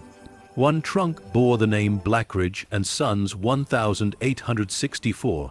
She knelt before it, the hinges stiff but intact. The lid lifted with a dry groan. Inside lay old ledgers, stacks of them, bound in cracked leather and tied with string. The smell of ink and decay filled the air. She picked one at random and opened it carefully. At first, the handwriting was ordinary, inventories, receipts, lists of shipments. But as she turned the pages, the ink darkened, the tone changed. March 2nd, 1865. The tunnels are complete. The gold arrives tomorrow under cover of night. Margaret suspects, but I cannot tell her. She believes it for the cause. It is not. It is survival. Her pulse quickened. She flipped to the next entry. March 10th. The men demand their share. They think me a fool. They do not understand. One fortune divided is 1,000 curses born. It must stay buried or we all burn. Elena whispered the words aloud. It must stay buried. Her flashlight beam trembled over the page. In the corner, a hand-drawn map showed the mansion's lay. Out each hallway, stairwell, and beneath them, a series of narrow lines snaking deep under the estate. The tunnels, she traced them with her fingertip. They connected the basement to an area labeled vault. Her breath caught. Beneath the word in faint, smeared ink was another name, Blackridge. The realization struck like lightning. The ghost wasn't guarding her husband's secret. She was guarding her own. Footsteps echoed faintly behind her. She froze. Jamie, no answer. The footsteps came again, slow, deliberate, circling the beams overhead. She lifted the flashlight, its light cutting across dust and shadow. Nothing. Only the slow, rhythmic creak of old wood settling. Or something pretending to. Who's there? The silence answered her like breath held too long. Then, faintly, from the far corner of the attic, came a soft sound, paper fluttering. Elena followed it, her heart pounding in her ears. A gust of air pushed through a crack in the roof, scattering loose pages across the floor like leaves. Among them lay a smaller, darker notebook, its cover scorched at the edges. She picked it up. The first page was dated months after the last ledger entry. He knows, I hear them below at night. Their voices, their cries. They claw at the walls beneath the cellar. I begged him to stop. He said the dead keep secrets best. A chill ran through her. The handwriting grew sloppier across the next few pages, the ink blurred by tears or water. They will come for us, the gold sings to them. I hear its song in my sleep. And then one final entry written with shaking hand. If anyone finds this, seal the vault, burn the tunnels. The house is not haunted by ghosts. It is haunted by what greed remembers. The floor creaked suddenly behind her. Elena spun around. For the briefest instant, she saw movement. Just a flicker of white disappearing behind a stack of trunks. Her flashlight beam followed, trembling. Margaret, no answer. Only a faint trail of dust disturbed across the floor, leading toward the attic's far wall. There, behind an old wardrobe, the wall didn't match the rest. It was smoother, newer. Elena pushed the wardrobe aside, revealing a narrow wooden door with iron hinges nearly hidden by age. Her breath trembled. You have got to be kidding me. She gripped the handle and pulled. The door opened onto darkness, an unfinished stairway leading down into the earth. The scent of soil and metal drifted up. She aimed the flashlight into the void. The light reached only a few steps before being swallowed whole. Behind her, the attic door slammed shut. For a long time, she didn't move. The air was thick, the darkness below pressing like a heartbeat against her chest. She wanted to run, but something deeper, something stronger than fear, held her there. Curiosity, maybe, or destiny. Slowly, she descended. Each step groaned beneath her feet, the sound echoing like a whisper through the narrow passage. The deeper she went, the colder the air became, damp and heavy with the scent of age. Halfway down, her light flickered. She tapped it once, twice. It steadied, but faint shadows moved just beyond its reach, sliding along the stone walls like restless memories. At the bottom, the passage opened into a small chamber lined with old shelves.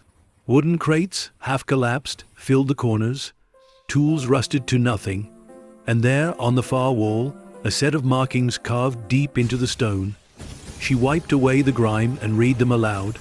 We took from the living, we joined the dead. Her pulse quickened. She lifted the flashlight higher and saw something else carved beneath, smaller, almost hidden. The vault lies beneath the roots. Roots, the foundation, the very base of the mansion. She turned slowly toward the stairway behind her, but the way back was gone. The doorway had vanished, replaced by unbroken stone. Elena's voice trembled.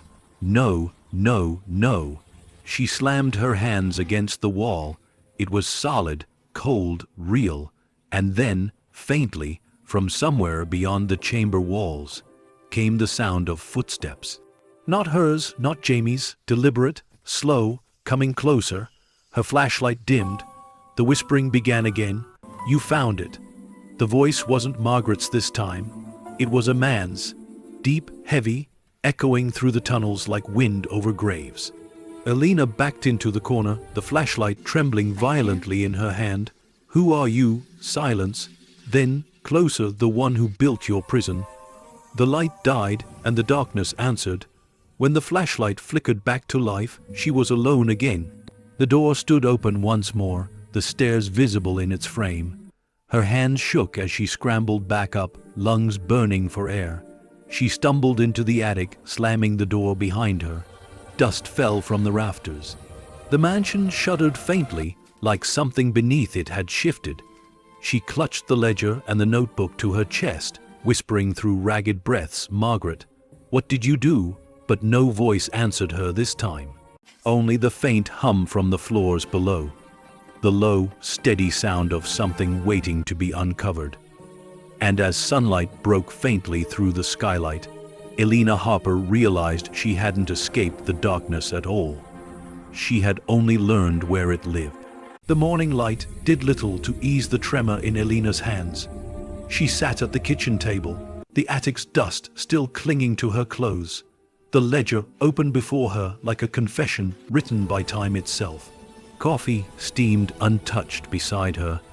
Her eyes traced the same sentence over and over. The vault lies beneath the roots.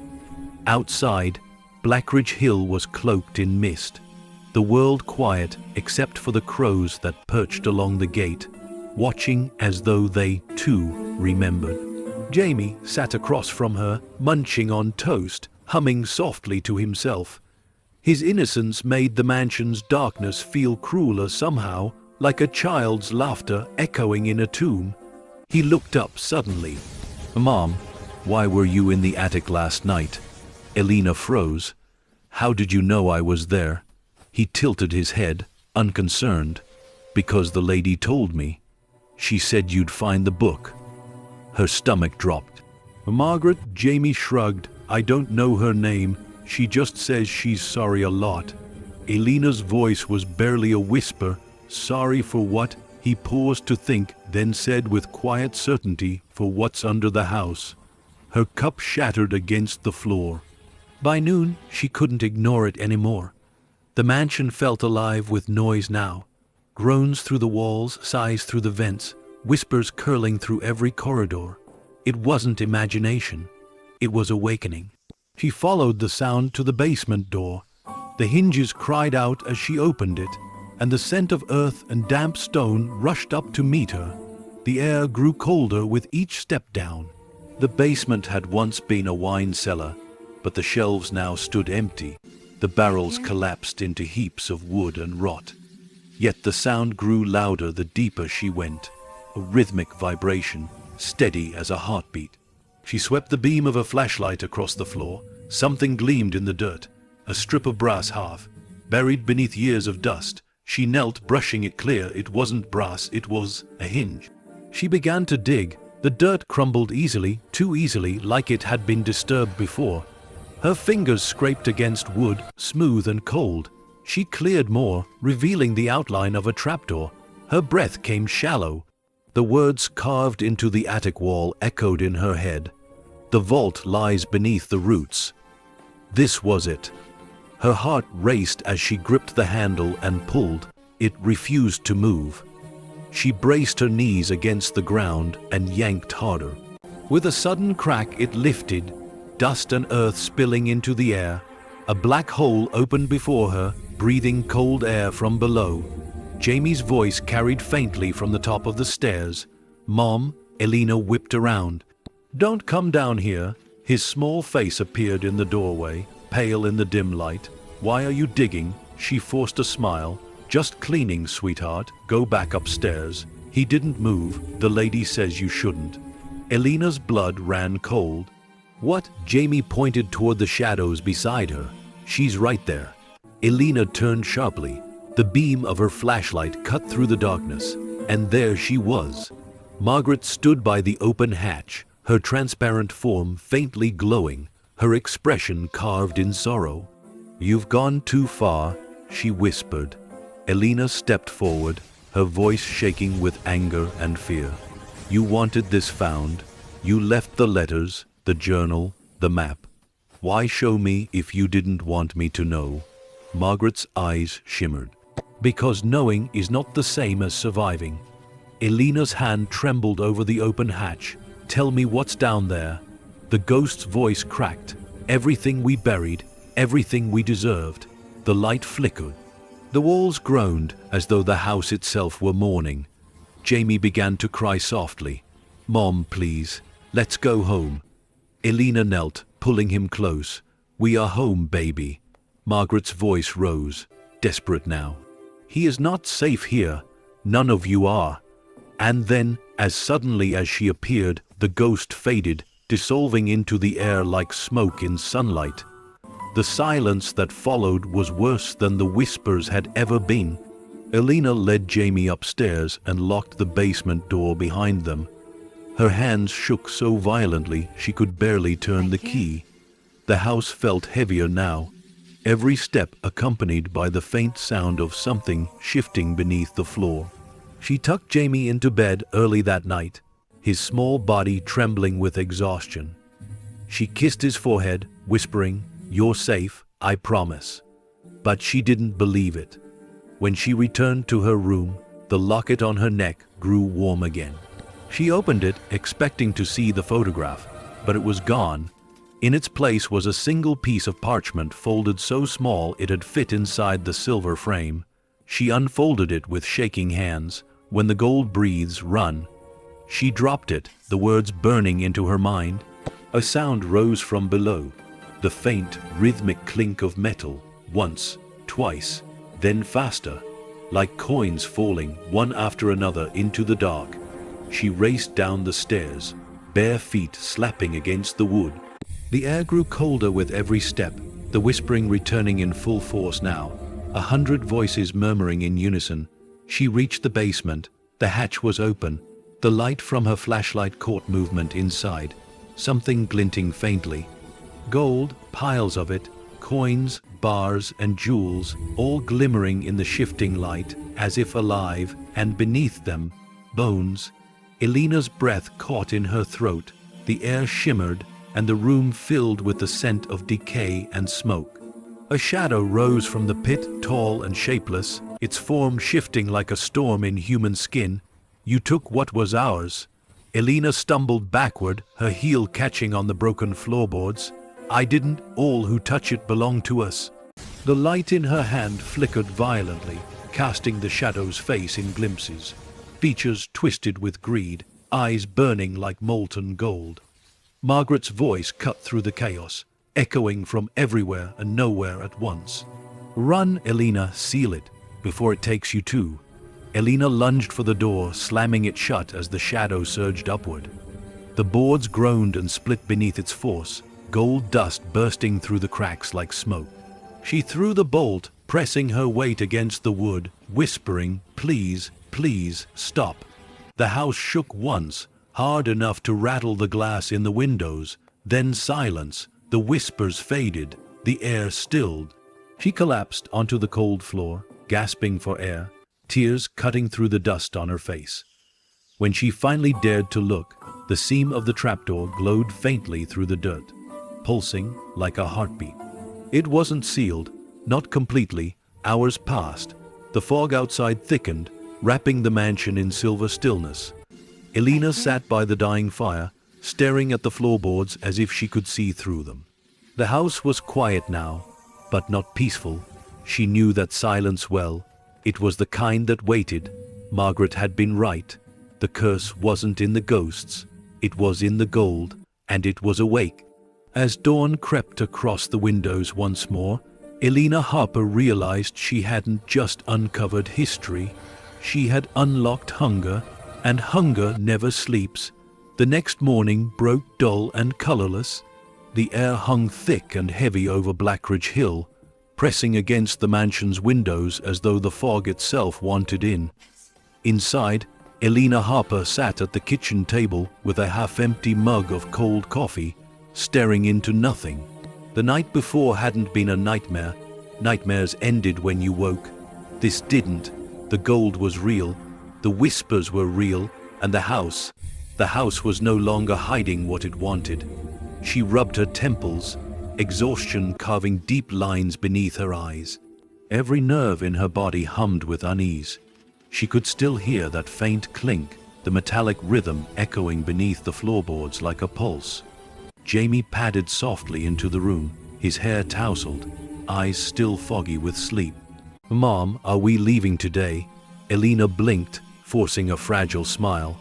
"Why would we leave?" He pointed toward the ceiling, where faint scratches echoed. Steady, slow, deliberate. "Because someone's walking up there again." Her stomach knotted. She rose instantly, every sound sharpening into focus. The house's stillness returned, deceptive and watchful. "I'll check it out," she said, trying to sound calm. "Don't," Jamie whispered. She said not to. Elena froze. "Who?" He looked toward the stairs. "The lady." Her heart stuttered, then steadied with grim resolve. "Stay here, Jamie, don't move, no matter what you hear." She grabbed the heavy flashlight from the counter, its beam slicing through the dim hallway as she ascended the creaking staircase. The air grew colder with each step, the kind of cold that didn't just touch skin, it sank into bone. At the top, The corridor stretched long and empty, lined with those eternal portraits, the Blackridge family, their painted eyes following her like silent witnesses. Then she heard it, a sound that didn't belong, not footsteps this time, something heavier, metal against wood. She followed it toward the far end of the hall, where the attic door stood slightly ajar. Her breath caught. The lock she had replaced just yesterday hung broken, the hasp twisted and torn. Someone had been here. The attic was dark, its air thick with dust and tension. She stepped inside slowly, the floor creaking beneath her weight. The flashlight beam cut through floating particles, catching on overturned boxes and shattered glass. Someone had been digging through everything. Her heart pounded. She moved closer to the far wall where she'd found the ledgers days before. The hidden door was open again, its stairs exposed, the smell of earth fresh. "Who's there?" she called. Silence, then a faint rustle, quick and sharp. Her light darted toward the sound. A figure stood half in shadow near the old wardrobe, broad-shouldered, tall, wearing a work jacket and boots caked in mud.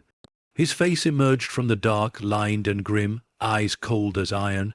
"Didn't mean to startle you," he said, voice rough. "Door was open. Thought no one lived here." Elena tightened her grip on the flashlight. "Who are you?" "Name's Victor," he said, his gaze drifting around the attic like a predator sizing up prey. "Used to do contract work for the county. This place is a landmark, you know. Shame to see it rot." His words were casual, but his eyes weren't. They were searching, hungry.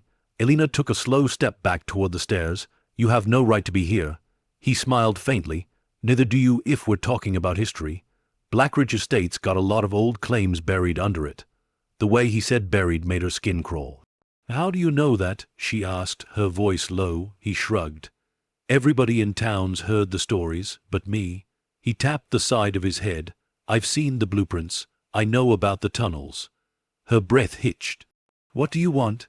He stepped forward, slow and steady, boots crunching over broken glass. "Same thing your ghost wants, the gold." Elena's blood turned cold.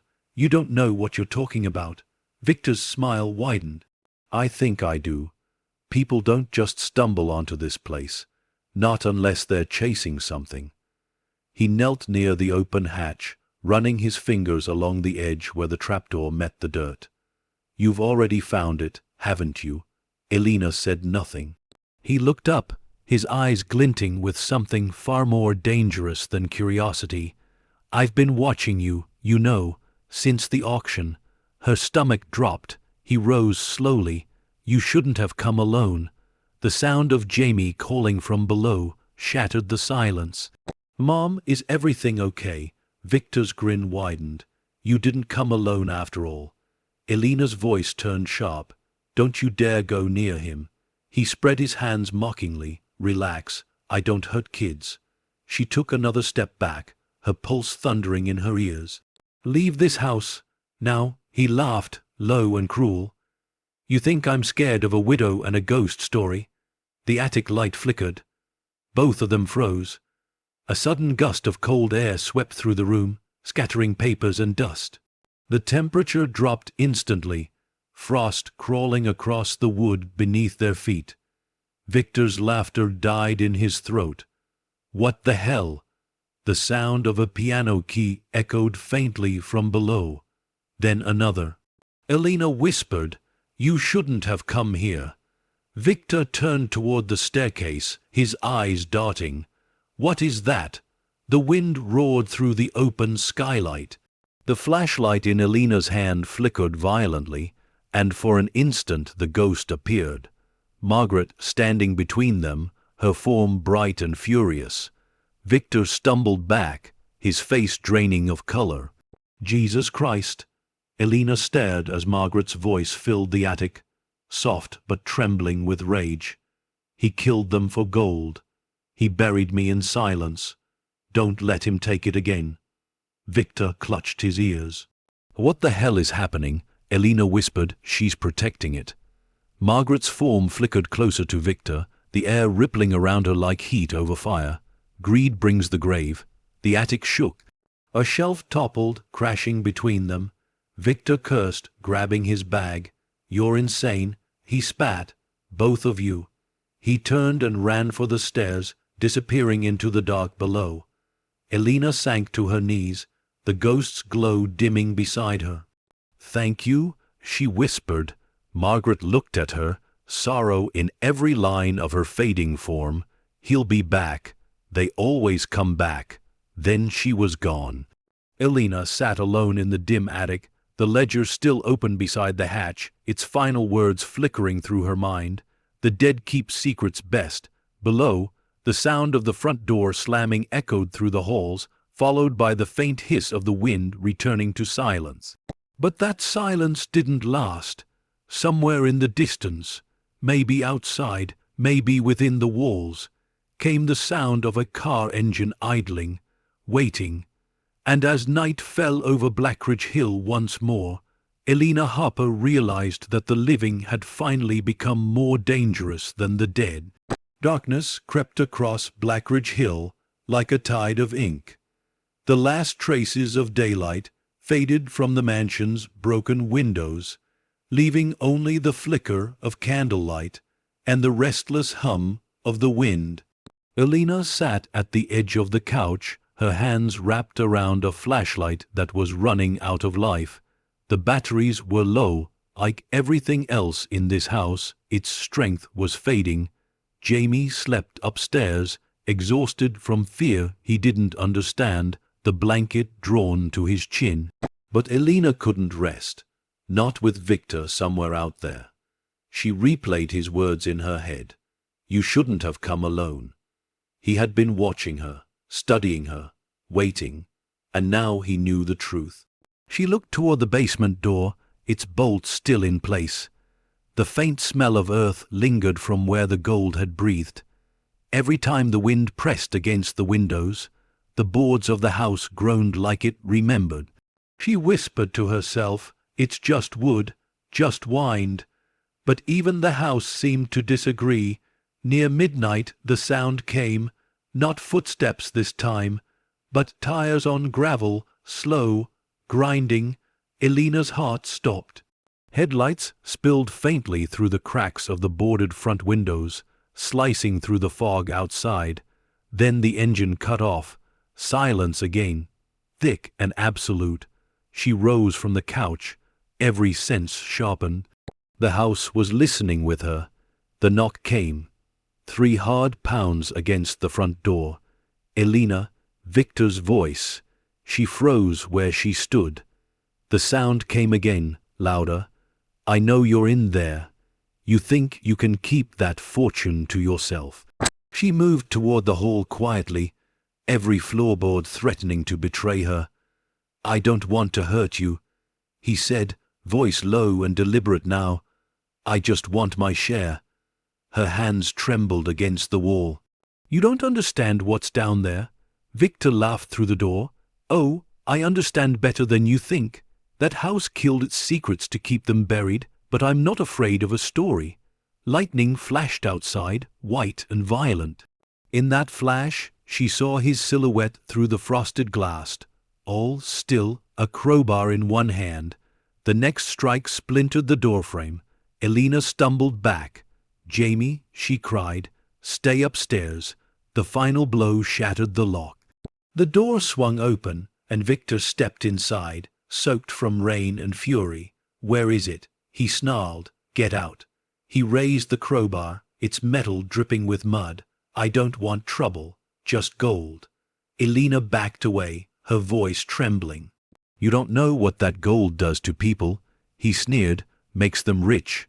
Thunder boomed, the lights flickered and died. The house plunged into darkness. For a moment, neither of them moved. Then, from somewhere deep in the walls, came a sound, a slow, hollow knocking.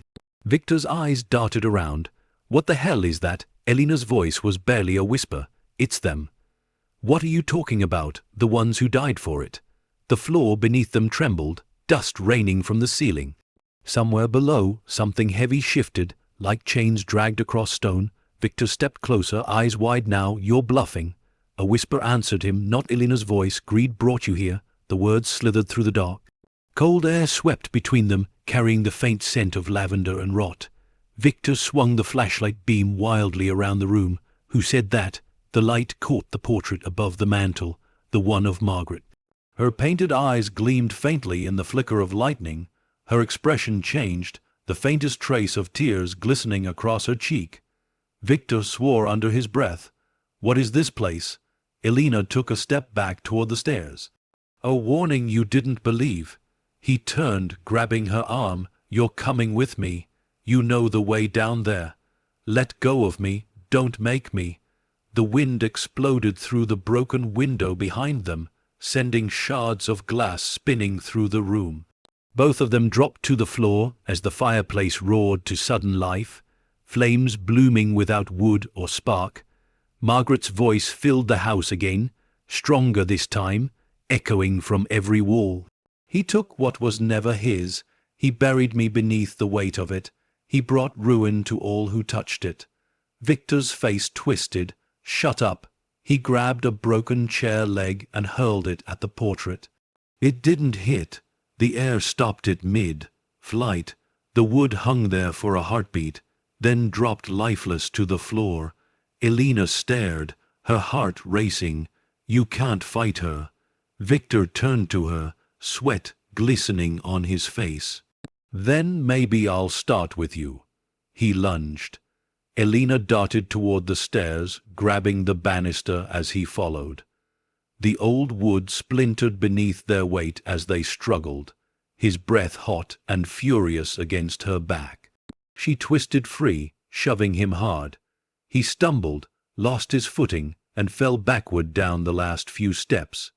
The sound of his body hitting the floor echoed like a thunderclap. For a long moment there was silence. Then, movement. Victor groaned, rolling onto his side. His hand reached for the crowbar lying near the front door. The floorboards beneath him began to hum. He froze. "What the—" The wood cracked. Gold dust seeped through the seams, glowing faintly in the dark. The hum grew louder, turning into a low vibration that rattled the walls. "Elena," he shouted. "What's happening?" She backed up the stairs, eyes wide. "You woke it up." The boards split open. A hand, gray bone, thin dust, covered, shot through the floor, grabbing Victor's ankle. He screamed, kicking frantically. Another hand joined it, then another. Margaret's voice whispered through the storm. "He took their lives for gold, now they take him." Victor's scream tore through the house as the hands dragged him down into the floor, the boards closing over him like water, sealing a wound. Then silence. Not even the wind dared to move. Elena stood trembling at the top of the stairs, staring at the place where he'd vanished. Her throat was tight, her eyes burning with disbelief and horror. "Margaret," she whispered. "What did you do?" The ghost's voice answered, faint and sorrowful, "Only what he did to others." Elena sank to her knees, shaking. "It's over." But Margaret's reply came soft and final. "No, the curse doesn't die with the greedy. It waits for the next to reach." The fire in the parlor flared once more, throwing light across the gold dust that still shimmered in the cracks of the floor. It pulsed once, like a heartbeat, and as dawn crawled toward the shattered windows, Elena Harper realized that the mansion's curse no longer belonged to the past. It was awake, and now it had seen her face. The sun never fully rose over Blackridge Hill that morning. A sickly gray light clung to the sky like bruised skin, pressing down on the world below. The mansion loomed against the fog, silent and watchful, its windows dull with exhaustion. Inside, Elena Harper stood at the top of the staircase, staring at the cracked floor where Victor had vanished only hours ago. The boards were still split, the edges blackened with ash, the faint scent of earth rising through the seams. She had swept away the dust, the splinters, everything that might remind her of what she'd seen, but the house remembered, the hum beneath her feet, the deep, rhythmic heartbeat, hadn't stopped once. Jamie sat curled on the couch, his small body wrapped in a blanket, eyes wide and unblinking. He hadn't spoken since the night before. She didn't push him. He didn't need words to say what both of them knew. The mansion wasn't just haunted, it was alive. She crouched beside him, brushing a hand through his hair. "We'll leave soon, okay?" He nodded faintly but didn't look at her. His gaze was fixed on the parlor floor, the same spot where the boards still trembled now and then, like something underneath was breathing. Elena's voice was soft, but her words trembled. "We'll leave, Jamie, I promise." But even as she said it, she didn't believe herself, because every road off Blackridge Hill was fogged, every car she tried refused to start, and every door she locked found a way to unlock itself again. The mansion wasn't letting them go, not yet. By afternoon, the light began to fade again, far too early for the hour. The sky darkened until the windows reflected only candlelight. Elena stood in the basement once more, flashlight in hand, staring at the trapdoor she had sealed shut days ago. Her body trembled, not from cold, but from certainty. If she didn't face what was beneath the mansion, it would never end. The whispers had grown bolder. She could hear them even when the house was still, murmuring through the vents, curling around her name. "Elena, come see." Every instinct screamed to leave, to run and never look back. But something stronger, a pull from the very core of the house, drew her toward that hatch again. She knelt, brushing her fingers over the wood. The boards were warm, pulsing faintly with life. She could feel it, like the heartbeat of something vast and buried. Margaret's voice came, soft and pleading. "You can't go there, not again." Elena froze. The air around her shimmered. The ghost stood in the corner of the cellar, pale light bleeding from her edges, her expression strained with terror. "I tried to stop him once. I couldn't. Don't make my mistake." Elena's voice broke as she whispered, "If I don't, it'll take us too." The ghost shook her head. "You don't understand what it wants." "Then tell me." Margaret's eyes glistened with something like pity. "It doesn't want gold anymore. It wants what gold can't buy. Life." Lightning flashed through the small cellar window. The walls rattled, dust spilling from the beams. Elena gripped the handle. "I'm not leaving until I know the truth." The ghost whispered, "Then you'll never leave." The latch gave way with a heavy groan. The smell that poured out was foul, wet earth, rust, and something older, like the breath of a tomb. She aimed the flashlight into the void. A ladder descended into the darkness below, its rungs damp and slick. The beam caught stone walls lined with moss and roots. She looked back once. The ghost had vanished. "Stay here," she whispered to the empty air. Then she climbed down. Each step echoed into the dark. The air grew colder, thicker. The smell of soil gave way to something metallic, blood and age. When her feet touched the ground, she turned slowly in a circle. The tunnel stretched in both directions, supported by crumbling stone arches. Water dripped steadily from above, pooling at her feet. The sound of her breathing filled the space, and beneath it, faintly, came another noise, metal shifting against stone. She followed it. The walls narrowed as she walked, pressing closer, until her shoulders brushed damp rock. Her flashlight flickered. She hit it twice, the beam sputtering back to life. Then the tunnel opened into a vast underground chamber.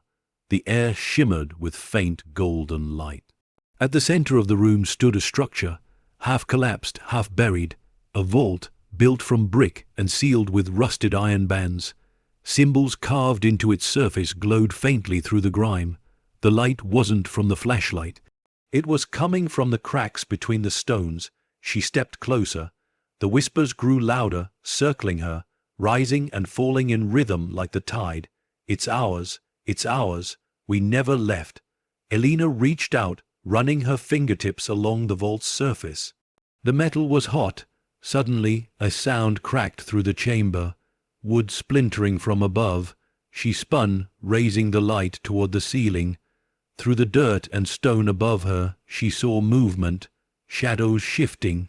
Someone was up there. Her heart dropped. "Jamie?" She whispered. No answer. Then, a familiar voice, low, trembling with anger. "Thought I was dead, didn't you, Victor?" Her body went cold. "That's not possible." He stepped from the shadows of the tunnel entrance, his face gray, his eyes bloodshot. He looked human, but wrong. The gold dust from the floor still clung to his hands, shimmering faintly like embers. "I dug myself out," he said, voice rough and cracked. "You didn't seal it right." Elena backed away. "You shouldn't be alive." He grinned. "Maybe I'm not." He held up a single gold coin between his fingers. It glowed faintly in the dark. "I took just one. That's all it takes, isn't it, to belong to it?" Elena shook her head, her voice breaking. "Victor, please, put it down." He stepped closer. "You don't get it, do you? It doesn't kill you, it keeps you." The air around them pulsed. The vault began to vibrate, dust falling in waves from the ceiling. The light between the stones brightened until it was blinding. Victor's grin twisted into pain. "It's calling." He dropped the coin. It melted before it hit the ground. The vault cracked open. A wave of heat and light surged through the chamber, throwing Elena to the floor. The air filled with screaming, not from one voice, but dozens, hundreds. The whispers became wails. Victor's body convulsed, his skin turning pale and translucent, veins glowing gold from within. His voice rose in agony. "Help me." Elena crawled backward, tears streaming down her face. "I can't." The light swallowed him whole. Then silence. When she opened her eyes, Victor was gone. Only the coin remained, melted into the dirt, still glowing faintly. The vault's doors stood open. From inside came a slow, steady sound. A heartbeat. Elena rose slowly to her feet, her body shaking. The vault glowed with soft, golden light, illuminating the walls now covered in symbols that moved, shifting like words she almost recognized. She stepped closer, drawn by the sound. It wasn't metal. It wasn't machinery. It was alive. The air around her whispered again, this time in Margaret's voice. Weak, fading, distant. "You've opened it, and now it remembers you." Elena stared into the vault's glow, her reflection warped in its golden shimmer. She whispered, "What are you?" The heartbeat grew louder. The gold pulsed like breath, and from deep within the vault, something began to move. As the chamber filled with the sound of life awakening in death's embrace, Elena Harper realized the truth. The mansion had never been cursed by ghosts. It was cursed by the living who refused to die. The heartbeat filled the chamber now, slow, thunderous, and human. The vault pulsed with golden light, illuminating the damp stone like sunlight breaking underwater. Elena stood frozen, one arm shielding her eyes, the other clutching the wall behind her for balance. She could feel it, not just in her ears, but inside her chest, vibrating through her ribs, sinking with her own pulse until she couldn't tell which beat belonged to her, and which belonged to the thing beneath the mansion. The air shimmered, heavy with heat and sorrow. Dust fell like rain from the ceiling. The roots crawling along the walls began to twitch, sliding gently as if stirred by unseen breath. Elena took a trembling step forward. "Margaret, what is this?" The ghost appeared behind her, faint and flickering, her face half lit by the vault's glow. "He said it would save us," she whispered. "He said gold could buy back a soul." Elena turned. "Your husband?" Margaret nodded slowly, her eyes wide with grief. "He was a man of means, but when war took everything, greed took him. He found men desperate enough to smuggle for him, to kill for him. He told them the gold would save their families, but when it came time to share it, he sealed them in." The ghost's voice trembled. "The walls fed on them. The house drank their death. That's how it lives, Elena. That's how it breathes." Elena's throat tightened. You're saying the house is alive because of what he did? Margaret looked at her, eyes wet with ghostly tears. It's alive because it remembers. The vault's glow brightened, washing everything in white. A low groan rippled through the floor, and the whispering returned, not mournful this time, but furious, urgent. We are still here. The walls began to shake. Cracks snaked across the ceiling. The ground beneath Elena's feet split open, sending water rushing up from below.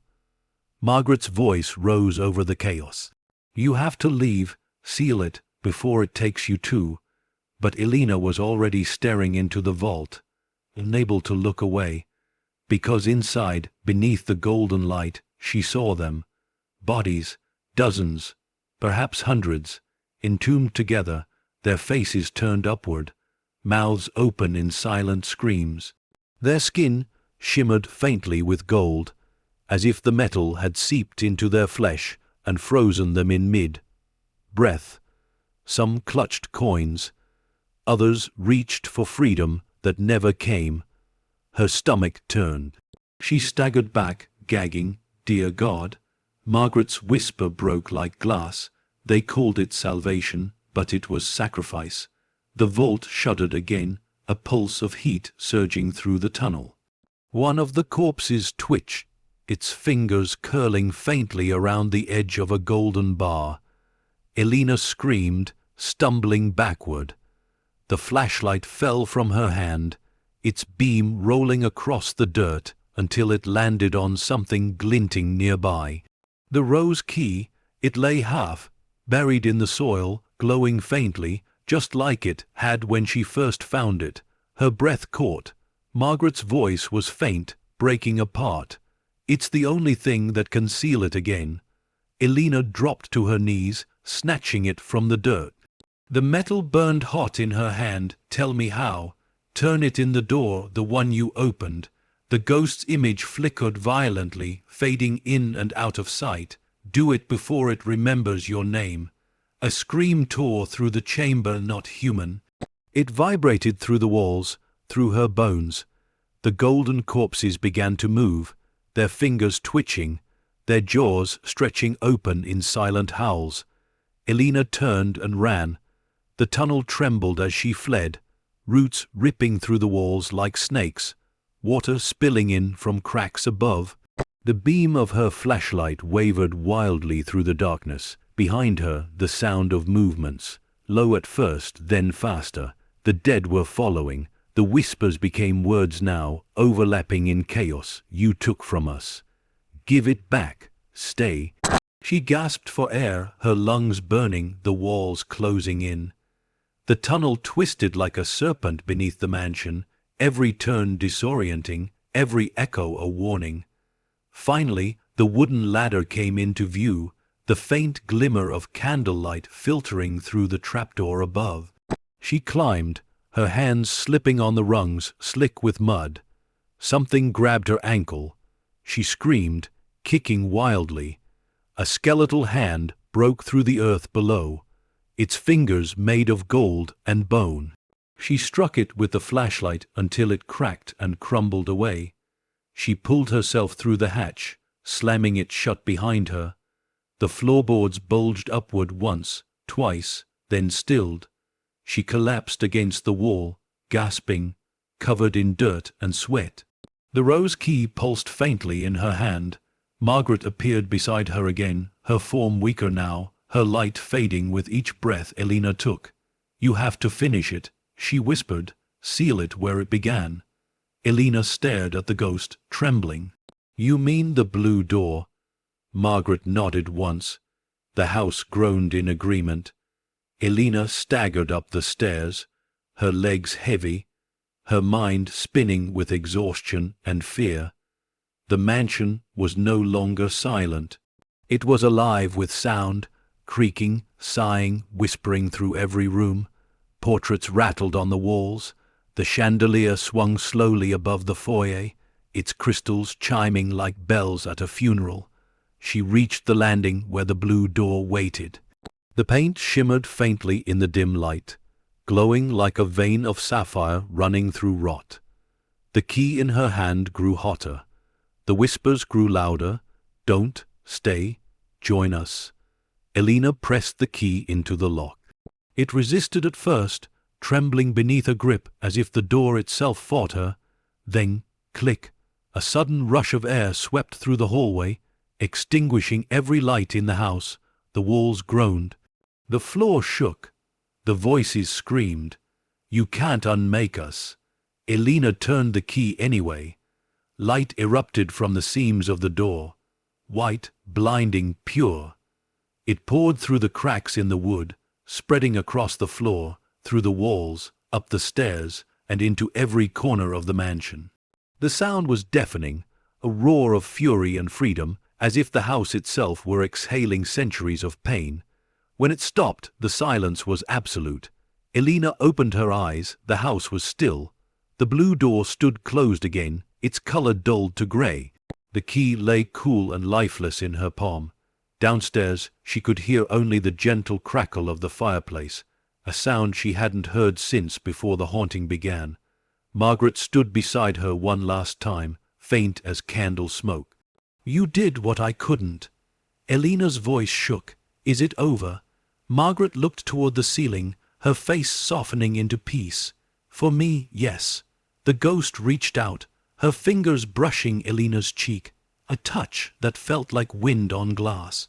You freed us, but the gold still breathes. Elena's heart ached. What do I do now? The ghost smiled sadly. Leave, before the house forgets gratitude. Her light dimmed, her voice faded. Tell them the curse wasn't gold, it was the hunger for it. Then she was gone. Elena stood alone in the hallway, the house quiet, the air still.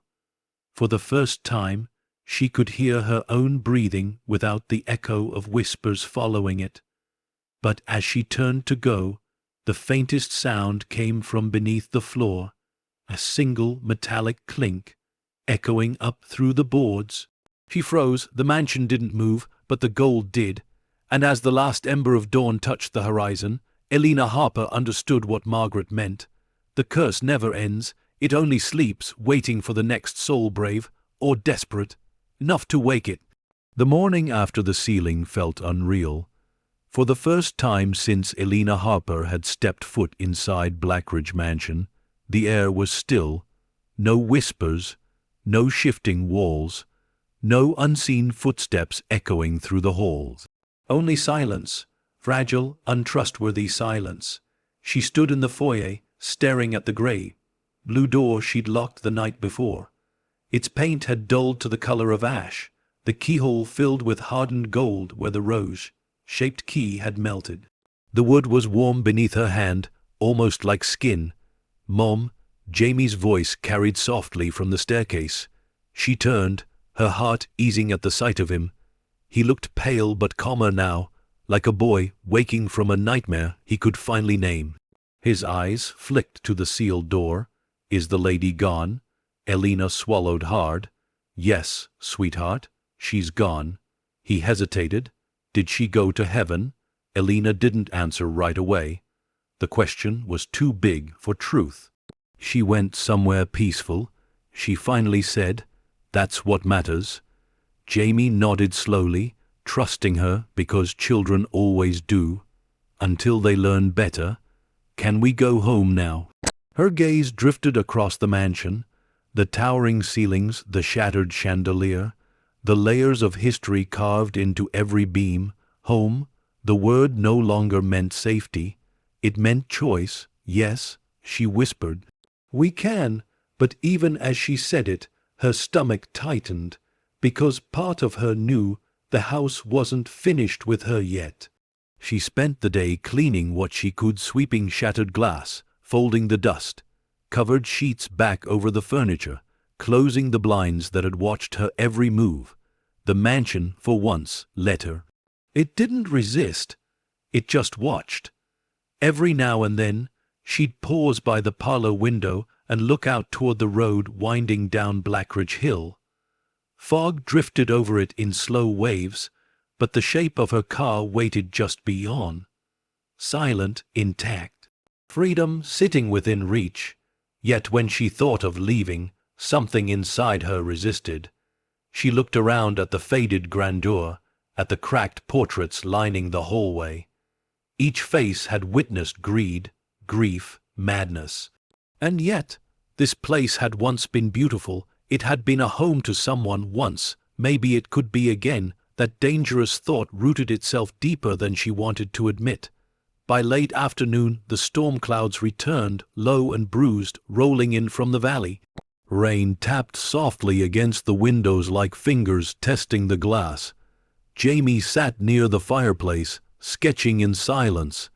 Elena tried not to watch him. He was drawing the mansion again. He always did. But this time, there were no ghosts, no blue doors. Just the house itself, standing alone beneath a clean sky. "Mom," he said suddenly, not looking up, "if the gold was bad, why did it look so pretty?" Elena froze, her breath catching. "Because that's what bad things do," she said softly. "They make you want them." He nodded as though he understood more than she wanted him to. "But you didn't take it." "No," she whispered. "I didn't." He looked up finally. "So, we're safe now," she smiled, but the answer caught in her throat. "I hope so." Outside, thunder rolled across the hill. That night, the storm broke again. Wind rattled the windows, lightning seared the sky white, and the mansion groaned in protest as if the storm were trying to tear it apart. Elena lay awake, the blankets pulled to her chin, every muscle tense. The silence she'd once prayed for now felt wrong. Too clean, too deliberate. Then, faintly, she heard it, a creak, from the floor below. She sat up, heart pounding. The sound came again soft, cautious, human. "Jamie," she whispered, "stay here." She grabbed the flashlight from the nightstand and moved toward the hall. The beam cut through darkness that felt thicker than before. The sound came from the parlor. She crept down the stairs, bare feet silent against the wood. The front door stood wide open. Rain poured through the threshold, pooling on the floor. Wind howled through the cracks, carrying the scent of mud and iron. "Hello," she called, her voice swallowed by thunder. No answer. Then she saw it, the faint trail of muddy footprints leading across the foyer toward the blue door. Her stomach turned cold. She followed them slowly, her flashlight trembling in her grip. The footprints stopped right at the door, the same door that had been sealed with gold. The keyhole was black now, burned through. Her knees went weak. Someone, or something, had opened it. The faint smell of earth filled the air again, thick and damp. Behind her, the front door slammed shut on its own. Elena spun around. "Who's there?" The flashlight flickered, and then she heard it. The voice she'd thought she'd banished. "You sealed the past, but the living keep digging." Her breath caught. "Margaret, no." The voice said, lower, heavier, too human to be hers. The one who came for it. Lightning flashed through the window, and in that brief burst of light she saw him, Victor, standing at the base of the stairs, drenched, his eyes glowing faintly gold. "You didn't seal it," he said, his voice distorted, echoing as if from inside the walls. "You fed it." Elena stumbled back, the flashlight clattering from her hand. "You're dead." He smiled, a twisted, broken thing. "Death doesn't stick in this house." He took a step closer, leaving wet footprints behind him. "You thought you locked it away, but you only gave it a new host." Her back hit the blue door. The air pulsed around her, warm and alive. "Victor, please," he laughed, a hollow, ugly sound. "It doesn't matter anymore. It chose." Lightning struck again, and for a moment she saw it clearly, the veins beneath his skin shimmering like liquid gold. His face cracked at the edges, light bleeding through like fractures in glass. "You can't kill what men built," he said softly. "You can only join it." Then he lunged. Elena screamed, pushing through the blue door behind her. It swung open to a blast of hot, foul air, the tunnels waiting like open veins. She stumbled down the stairs, slipping on the damp stone, her hand catching the wall for balance. Behind her, Victor followed, his footsteps echoing in sync with that terrible heartbeat that had never really stopped. The tunnels were alive again, walls pulsing faintly with light, veins of gold glowing like molten rivers beneath the stone. The air throbbed with energy, the whispers returning, but louder now, angry, terrified, endless. Elena turned, shouting over the noise, "You can't have me." Victor's voice chased her, warped, distant. "You already belong to it." She ran, deeper into the dark, the light from above fading behind her. Every turn brought her closer to the chamber, the vault's chamber, where everything had begun. The heartbeat grew louder, echoing through her bones. The mansion was waking again, and this time it was hungry for the living. As thunder roared across Blackridge Hill, and the earth trembled beneath her feet, Elena Harper realized her choice was no longer about gold or ghosts. It was about who would survive, the house or her. The tunnels groaned around her like the ribs of a dying beast.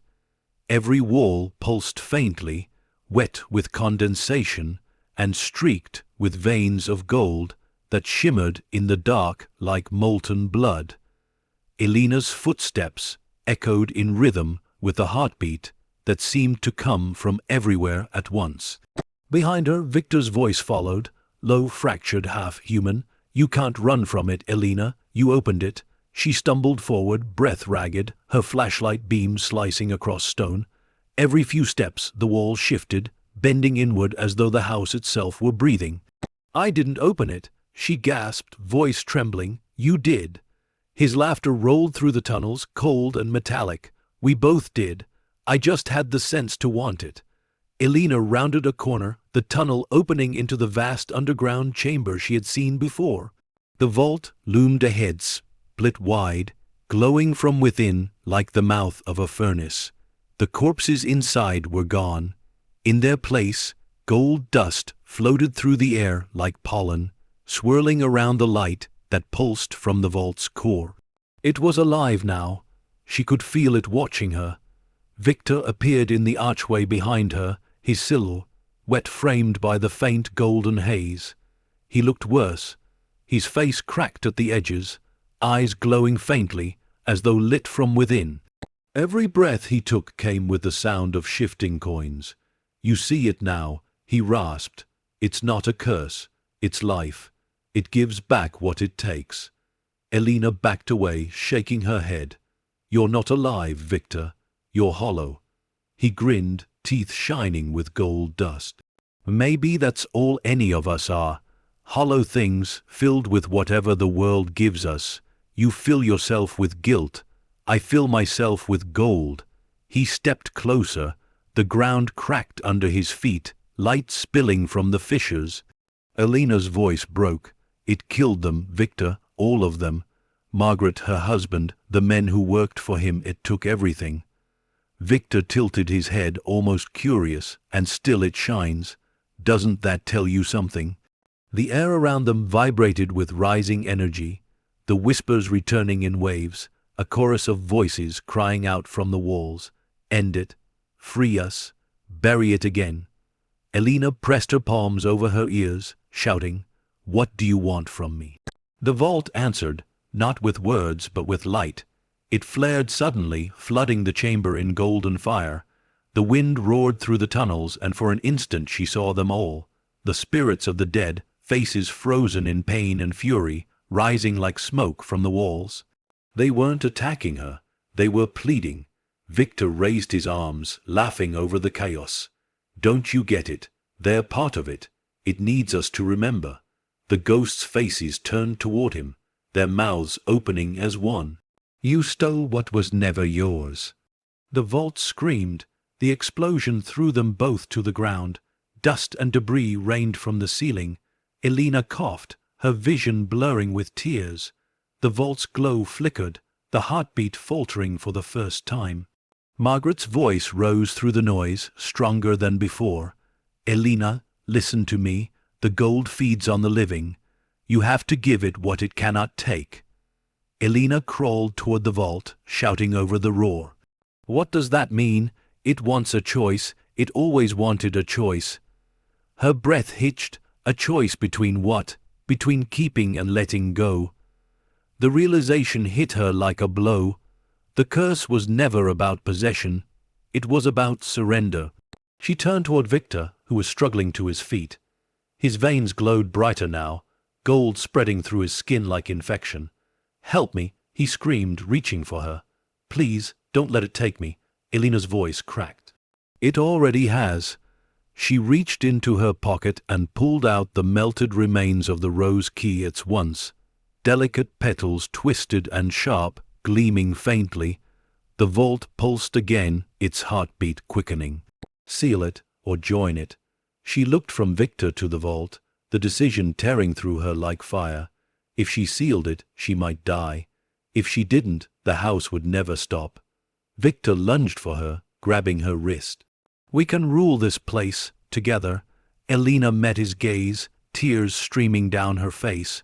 "You don't rule a curse, Victor. You serve it." Then she drove the melted key into the vault's heart. The world exploded in gold. A blast of heat and wind tore through the chamber, knocking Victor backward. The vault screamed like a dying animal, its light burning so bright it seared the air itself. Elena held her ground, the key sinking deeper into the glowing metal. The whispers rose into a single voice, 1,000 souls speaking through one breath. "Thank you." Then, silence. Victor's body convulsed, the golden veins bursting across his skin.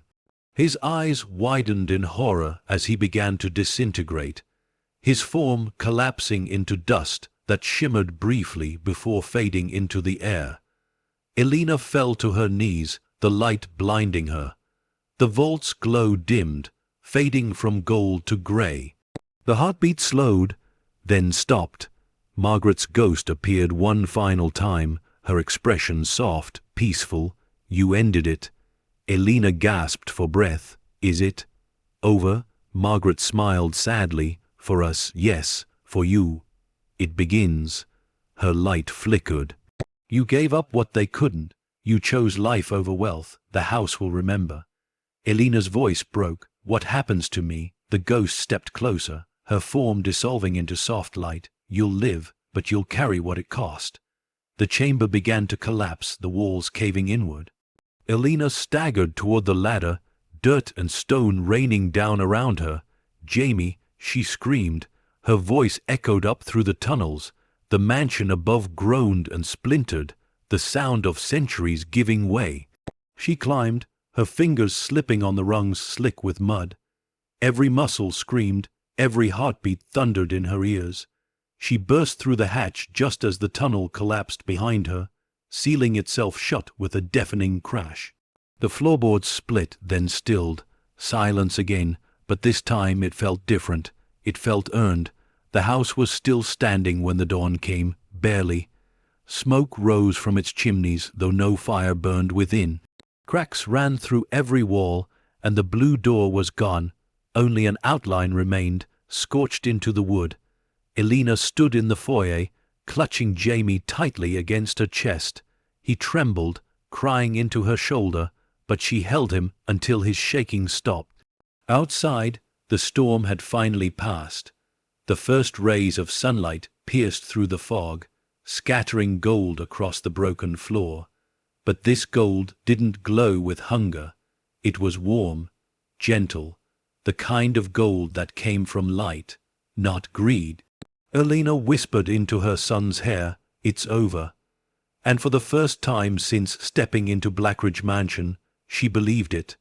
As she led Jamie out through the front doors, the wind rose softly behind her, carrying a whisper that was almost kind. "Thank you." The doors closed on their own and the mansion sighed. The curse was gone, but its story, its warning, remained buried in its bones. And as the morning sun broke over the hill, Elena Harper finally understood. Some treasures aren't meant to be found. They're meant to be buried, alongside the greed that created them. The wind over Blackridge Hill had changed. Where once it had howled through the cracks of broken windows, now it whispered softly through open ones, carrying not the chill of sorrow, but the breath of something new. The mansion stood still beneath the rising sun, bathed in pale gold, its scars catching light like healed wounds. Elena Harper stood at the edge of the gravel path, a box of tools at her feet, sleeves rolled up, eyes lifted toward the house that had tried to devour her. The air smelled of wet wood and morning dew. She could still taste dust and smoke on her tongue, but this time it wasn't from destruction. It was from rebuilding. It had been 6 weeks since the night she sealed the vault. 6 weeks since the house trembled and then stilled, since the whispers had gone silent. In that time, she had found herself waking in the middle of the night, expecting the sound of footsteps, of voices in the walls. But all she heard now was wind, and the gentle hum of life returning to a place that had once forgotten how to live. The county had declared the mansion a historic site. They offered grants, restoration permits, even news coverage. People came to see it, some for curiosity, others for the stories, but no one truly understood it. No one except her. Inside, the mansion felt different. Sunlight streamed through the tall windows, chasing the cold shadows from the hallways.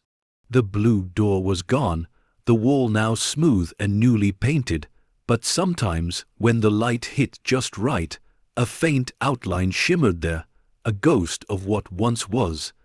Elena ran her hand over the surface. It was warm, as though the house were breathing beneath her touch. "Thank you," she whispered. The chandelier above her gleamed again, its crystals repaired and reflecting fragments of color across the walls. The grand piano in the parlor had been restored too, though she couldn't bring herself to play it. Sometimes at night, she'd hear one soft note drift from it on its own, a gentle sea, like a heartbeat reminding her the mansion still remembered. Jamie ran past her, his laughter echoing through the halls.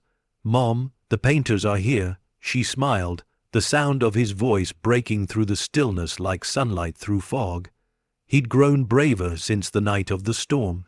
He no longer looked over his shoulder when he entered a room. He no longer whispered to unseen figures. The shadows no longer spoke to him, and that was a kind of miracle she never took for granted. "Tell them to start in the West Hall," she said, brushing dust from her jeans. "We'll finish the guest rooms next week." He nodded, already halfway up the stairs. Elena looked around, her heart swelling. The mansion wasn't haunted anymore, it was healing. Later that day she stood in the garden. The soil was rich again, the weeds long pulled. Tulips pushed through the ground where, months ago, there had been only thorns. The air carried the faint perfume of lavender, Margaret's scent. Elena smiled sadly, whispering into the breeze, "You'd like this, wouldn't you?" A single wind chime near the porch rang softly, answering her. She looked toward the tree line, where fog gathered faintly around the roots. It no longer looked ominous. It looked like memory, gentle, distant, necessary. She knelt, planting a small white rose by the garden wall. Its petals glistened with dew, catching the sunlight like tiny mirrors.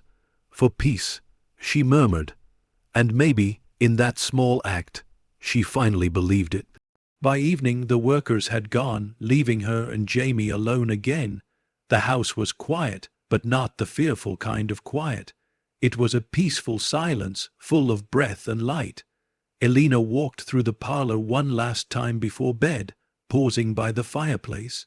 The old journal, Margaret's journal, sat on the mantel, its pages brittle but preserved. She opened it carefully. Most of the writing had faded, but one line still glowed faintly beneath the lamplight. "Forgiveness is the only treasure that never corrupts." She traced the words with her fingertips, her throat tightening. From the corner of her eye she caught movement, just a flicker, a shadow near the staircase, faint as candle smoke. She didn't startle. She just smiled. "I kept my promise," she said softly. "The house will stay whole." The shadow lingered for a moment longer before fading completely. That night rain began to fall again, soft, harmless rain. The kind that lulled instead of frightened. Elena lay awake in bed, listening to it tap against the windows. The room was warm, the fire downstairs still burning low. For the first time, she felt safe in the house that had once been her nightmare. She turned toward Jamie's room. He was asleep, breathing steady, one hand curled around the locket she had given him, the same one Margaret had left behind. Inside it now was a photo of them both, smiling in front of the restored mansion. Peace had a face again. As her eyes began to close, the sound of the rain softened into music. A single piano note, then another. She smiled in the dark. "Good night, Margaret." The music faded, leaving only the steady rhythm of the rain. And in that soft, silver quiet, the mansion breathed. Morning came golden and still. The fog had lifted. The valley below shimmered beneath the sun, green and alive. Elena stood on the porch with a cup of coffee, watching as light crawled across the fields. The house behind her creaked gently, stretching in the warmth like something reborn. She didn't know what the future held, whether the house would ever truly be done remembering. But for now, it was enough that it had learned to rest. And as the wind swept across Blackridge Hill, carrying the scent of rain and roses, Elena Harper finally understood. Some homes aren't meant to be escaped. Some are meant to be forgiven. The sun rose over Blackridge Hill with a quiet majesty, spilling gold across the slate rooftops of the town below. From her place on the balcony, Elena Harper watched it climb, each beam cutting through the mist that once smothered her world. The mansion stood behind her, calm and silent, its windows gleaming in the new light. For the first time the house looked alive, not as it had before, with restless whispers and ghostly sighs, but in the way old trees live, scarred, aged, but still standing. The ivy along the walls no longer strangled the stone. It framed it, as though even the vines had decided to let the past rest. Elena drew her shawl tighter around her shoulders. She could still feel the faint warmth of the walls through the fabric, like the heartbeat of something that had finally found peace. Inside, Jamie's laughter echoed through the hallway. He was helping one of the painters hang the last curtain rods, his small hands eager to be part of rebuilding the home that had nearly broken them. Elena smiled at the sound. Each laugh was a little victory, reclaiming of joy in a house that had known only sorrow for generations. As she stepped inside, the scent of fresh paint and wood polish filled the air. It mingled with something faint but familiar, lavender. She paused, breathing it in. "You're still here, aren't you?" she whispered into the stillness. No voice answered, but the chandelier above her swayed once, its crystals catching the light in a silent nod. The county historian had stopped by earlier that week, her excitement barely contained as she presented a framed certificate. Blackridge Estate Historical Preservation and Heritage Site. The words looked proud and final, but to Elena it was more than just recognition. It was redemption. The historian had asked questions, of course, about the tunnels, the rumors, the night of the storm. Elena had smiled, answering with careful truths and buried lies. Yes, it was dangerous, she had said, but some things stay buried for a reason. The woman had nodded, content with that. She left, promising funding for restoration and a documentary team in the spring. But Elena knew there were things no camera should ever see. That evening, she sat at the piano in the parlor, the same piano that had once played on its own in the dead of night. Now, the keys were silent until her fingers touched them. She pressed one, softly. The note was pure, steady. Then another. The melody came slow, hesitant, like remembering an old language. It wasn't the haunting lullaby she'd once heard echoing from unseen hands. This was something new, gentle, human, unfinished. Jamie appeared at the doorway, watching her. "Is that the lady's song?" Elena smiled faintly. "No, it's ours now." He walked closer, resting his chin on her shoulder as she played. "It sounds happy." She nodded. "That's the point." For a long moment the mansion listened. The song filled every room, every corner that had once held screams and whispers. The walls seemed to hum in quiet agreement. When she finished, the final note lingered in the air like a prayer answered. Later that night, the house was bathed in lamplight. The wind outside had gone soft again, brushing the curtains like fingers trailing across silk.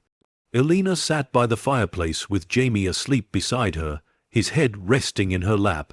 The fire crackled low, shadows dancing gently on the walls. She reached into the pocket of her cardigan and pulled out the locket, the same one Margaret had left behind. Inside, the old photograph had long since faded, replaced by one she'd taken weeks ago. She and Jamie stood before the mansion, smiling, the front doors behind them open wide to the light. But tucked behind that picture was something she hadn't noticed before. A note, small, folded, brittle with age. She opened it carefully. "To the one who stays, if you forgive this house, it will forgive you. Let it breathe. Let it love again. M.B." Elena's eyes filled with tears. She looked toward the staircase, half expecting to see the soft glow of Margaret's ghost standing there, but the hall was empty. Only peace remained. Days turned into weeks. The mansion slowly filled with life again. Not the spectral kind, but the human kind. Visitors came for tea, for stories, for the rare warmth of an old home made new. Elena opened the doors to them all. Some came out of curiosity, others out of reverence. A few even claimed they could feel something in the air. She'd smile at that, saying only, "The house remembers kindness." And it did. The walls no longer groaned at night. The piano no longer played itself. The light that once seemed to avoid the mansion now poured through its windows freely. Even the townsfolk, who'd once crossed themselves at the mention of Blackridge Hill, began to speak of it with fondness. The curse had become legend. The house had become history. And history, Elena knew, was simply the ghost of truth that refused to fade. One evening, just as the sun dipped below the hills, Elena stepped out onto the porch with a cup of tea. The air was cool, fragrant with rain. A single candle flickered in the window beside her, casting a soft glow on the railing. She looked out across the valley and whispered, "We made it." For a long moment there was silence. Then, carried faintly on the wind, came a voice, soft, gentle, and free. "You kept your promise." Elena smiled, eyes shining with tears that didn't hurt anymore. "I told you I would." The candle flame bent toward the open night as though bowing in farewell. She turned back toward the house. The rooms were filled with warm light, the scent of food, and the sound of laughter. It wasn't haunted anymore. It was home. And yet, as she closed the door behind her, she could still feel a heartbeat in the walls. Slow, peaceful, steady, not a warning, not a curse, a pulse of life.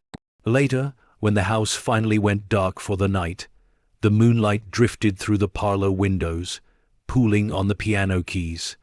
For just a moment, they moved on their own. A single note, then silence. But this time, the sound wasn't lonely. It was a lullaby, and as the moon climbed over Blackridge Hill, the mansion breathed, not with the hunger of the past, but with the rhythm of the living. The curse was gone. The story was told, and in its place something greater remained, peace. The winter sun sat low above Blackridge Hill, its pale light spilling through frost-dusted branches. The mansion, now fully restored, gleamed softly beneath the silver morning. Where rot and ruin had once claimed its walls, there was now quiet life, windows polished, gardens trimmed, and laughter occasionally echoing from its halls. Elena Harper stood on the porch, her hands wrapped around a mug of steaming tea. The air was sharp but gentle, carrying the scent of pine from the forest below. The town had begun to call her the Lady of Blackridge, a title that felt strange on her tongue but comforting all the same. She took a slow sip and smiled faintly. 6 months had passed since that night beneath the mansion. 6 months since she sealed away the gold and buried the curse. The days that followed were hard but full. She had rebuilt not just the house, but herself. Jamie ran across the yard, his boots crunching through frost.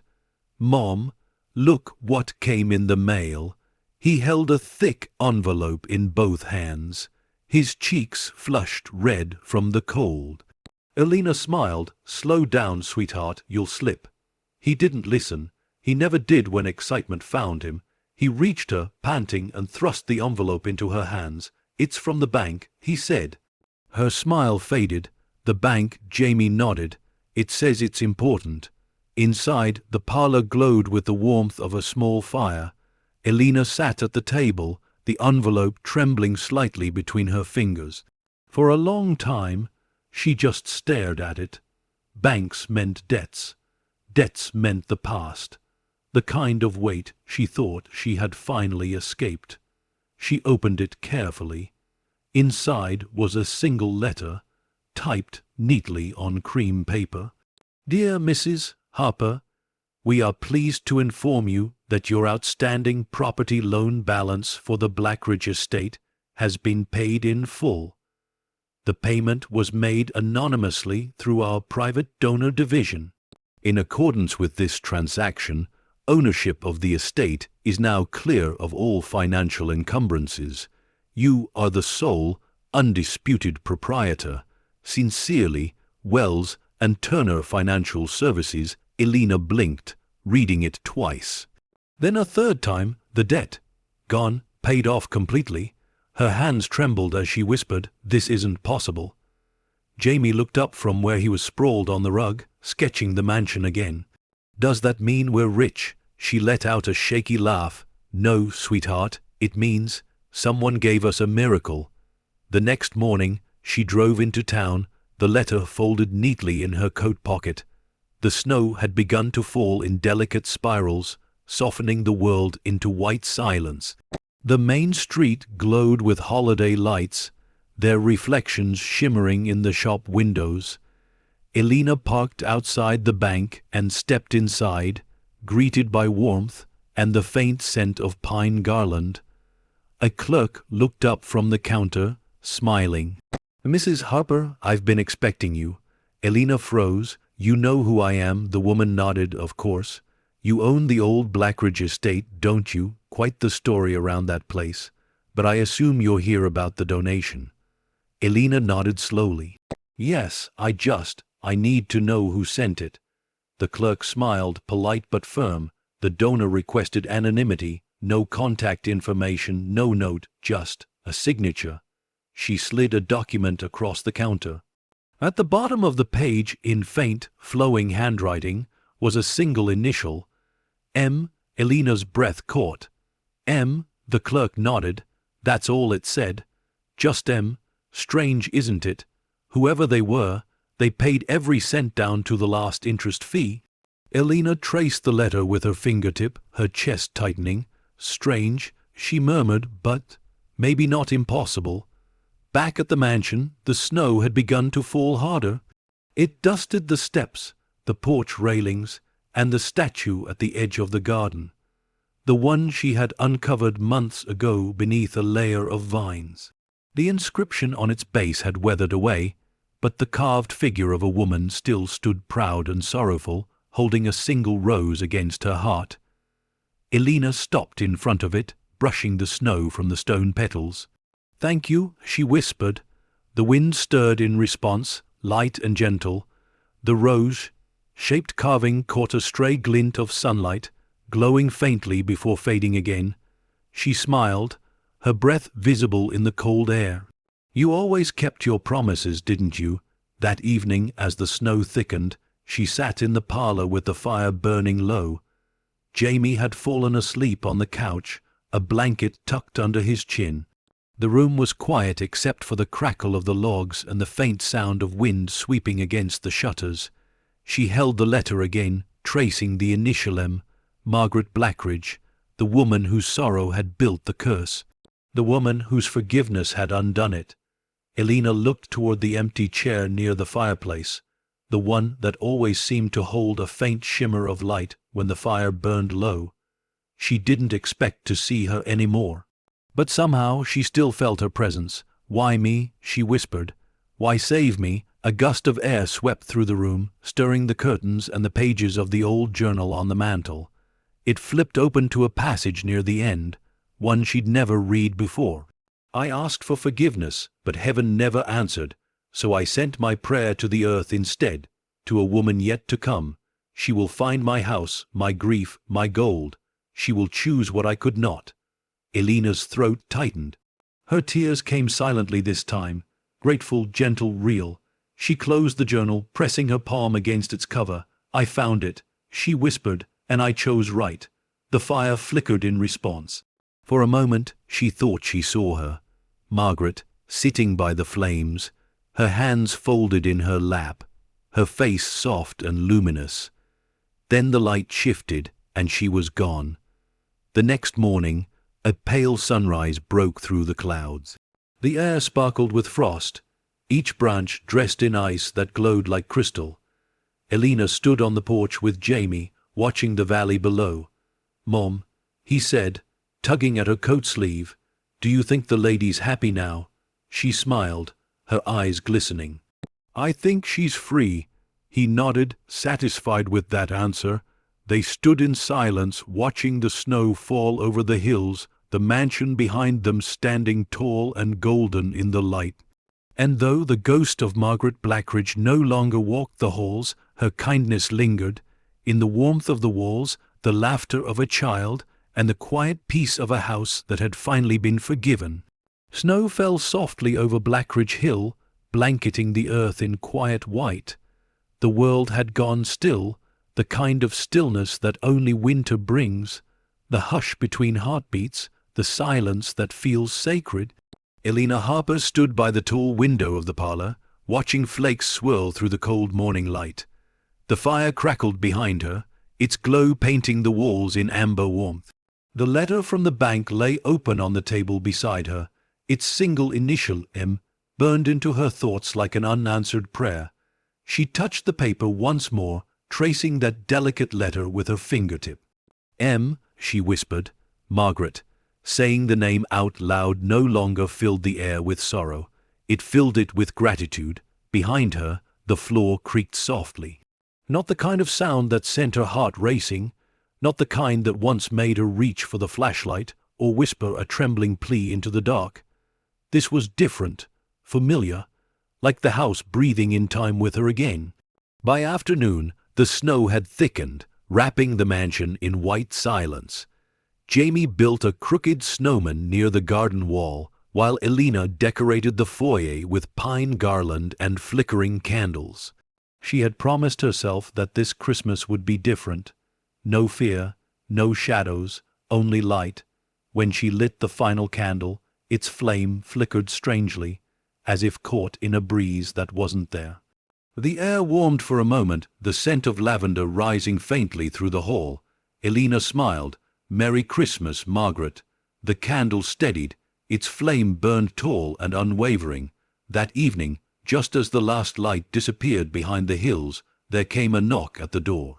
Elena hesitated, heart skipping once. Few people ventured up this way after dark. She opened the door slowly. A man stood there, older, welled, dressed, with kind eyes and a long wool coat dusted in snow. In his gloved hands he held a small envelope and a worn leather briefcase. "Mrs. Harper?" he asked, his voice warm and calm. "Forgive the hour.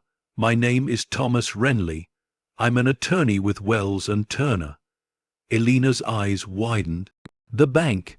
He smiled faintly. "The very same. I'm sorry for the delay, but I was asked to deliver this personally." He handed her the envelope. The paper was thick, sealed with wax, an old-fashioned touch that felt strangely familiar. The seal bore a crest, a rose intertwined with a key. Elena's breath caught that symbol. The lawyer tilted his head. You've seen it before. She nodded slowly. Yes, on a key, a long time ago. He looked at her curiously but said nothing more. It's from your benefactor. Though they passed some time ago, the trust was established to reach you now, once the estate was deemed safe. Elena took the envelope with shaking hands. Safe, she repeated, a faint, knowing smile touching her lips. Yes, I suppose it finally is. When she opened it later that night, the paper inside was handwritten, old ink, elegant strokes. The handwriting was unmistakable. To the woman who restored what greed destroyed, if you're reading this, then the house stands again. And I can rest knowing it is in kind hands. I could not free it myself, but I hoped one day someone would. Someone who'd choose love over gold, life over legacy. I left you what remains of my fortune, not the gold we buried, but what I earned after. Let it build, not bury. Let it heal what I once harmed. The house is yours now, not by law, but by heart. Margaret Blackridge's tears blurred Elena's vision. She pressed the letter to her chest, her heart aching with gratitude, loss, and something beyond both. Jamie peeked in from the doorway, rubbing sleep from his eyes. Mom, who's it from? She smiled softly. An old friend. He grinned drowsily. Did they send us more money? Elena laughed through her tears. Something better. He tilted his head. What's better than money? Peace, she said simply. And a future. The following days passed gently. Snow continued to fall, muffling the world in silver quiet. The mansion stood radiant against the winter landscape, its lights glowing like a beacon on the hill. Letters began arriving. Neighbors, journalists, and even historians asking for interviews, but Elena answered few of them. Some stories were meant to be lived, not told. One evening, she sat at her desk with Margaret's letter before her. In the corner of the page, faintly visible under the light, was a note she hadn't noticed before, written smaller, as though it were a whisper on paper. Look beneath the rose. Elena frowned, then reached instinctively for the locket that still hung from her neck. She turned it over. The back bore a small engraved rose. Her heart quickened.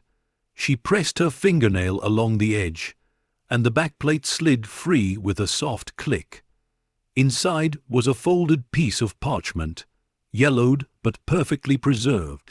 She unfolded it carefully. The final vault lies not in the earth, but in what we build after. The treasure isn't buried, it grows. Below it, an address was written in faded ink. Not far, a town just beyond the valley. Elena smiled through tears. You old magician. Weeks later, she drove there, Jamie in the passenger seat, the world outside bright with snow and sunlight. The address led her to an orphanage, small, tidy, surrounded by evergreen trees. A sign at the gate read, "The Margaret Foundation, a home for every child." Elena's breath caught. Children's laughter rang through the yard as snowballs flew and mittens waved. One of the staff noticed her by the gate, smiling warmly. "You must be Mrs. Harper. We've heard so much about you." Elena blinked, stunned. "About me?" The woman nodded. "The late Mrs. Blackridge spoke often in her letters about you, though, of course, we thought she was speaking in parables. She said someone would one day wake the house and carry her work forward." Elena's throat tightened. The woman gestured toward a small plaque by the door, built in memory of those lost to greed and dedicated to those who still have hope. For a long moment Elena just stood there, the cold air burning her lungs, her heart full to breaking. That night, back at the mansion, she tucked Jamie into bed. He looked up at her sleepily and whispered, "Mom, do you think she's proud of us?" Elena brushed a strand of hair from his forehead. "I think she's smiling right now." Jamie smiled back. "Then I am too."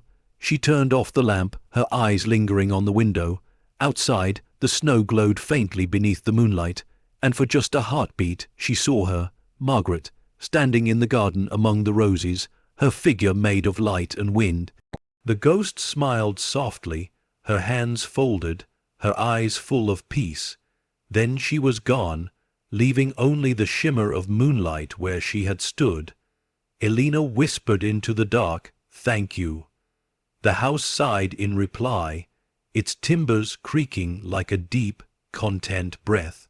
And as dawn came to Blackridge Hill once more, the mansion stood quiet and alive, its history no longer a chain, but a promise kept. Margaret's legacy had changed hands, and through love, it had finally come home. The dawn came gently to Blackridge Hill. It wasn't loud or radiant or divine, just quiet, soft and certain. The kind of light that doesn't announce itself, but simply exists, touching everything without asking permission.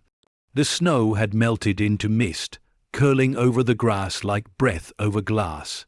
The mansion stood tall above the valley, no longer a shadow on the horizon, but a home, its walls alive with warmth, its windows open to the wind. Elena Harper watched it from the garden path, a mug of coffee warming her hands. The morning air was cold but kind, the kind that wakes you slowly instead of cutting through you. Birds had returned to the trees, their songs stitching through the silence like thread through fabric. She smiled faintly.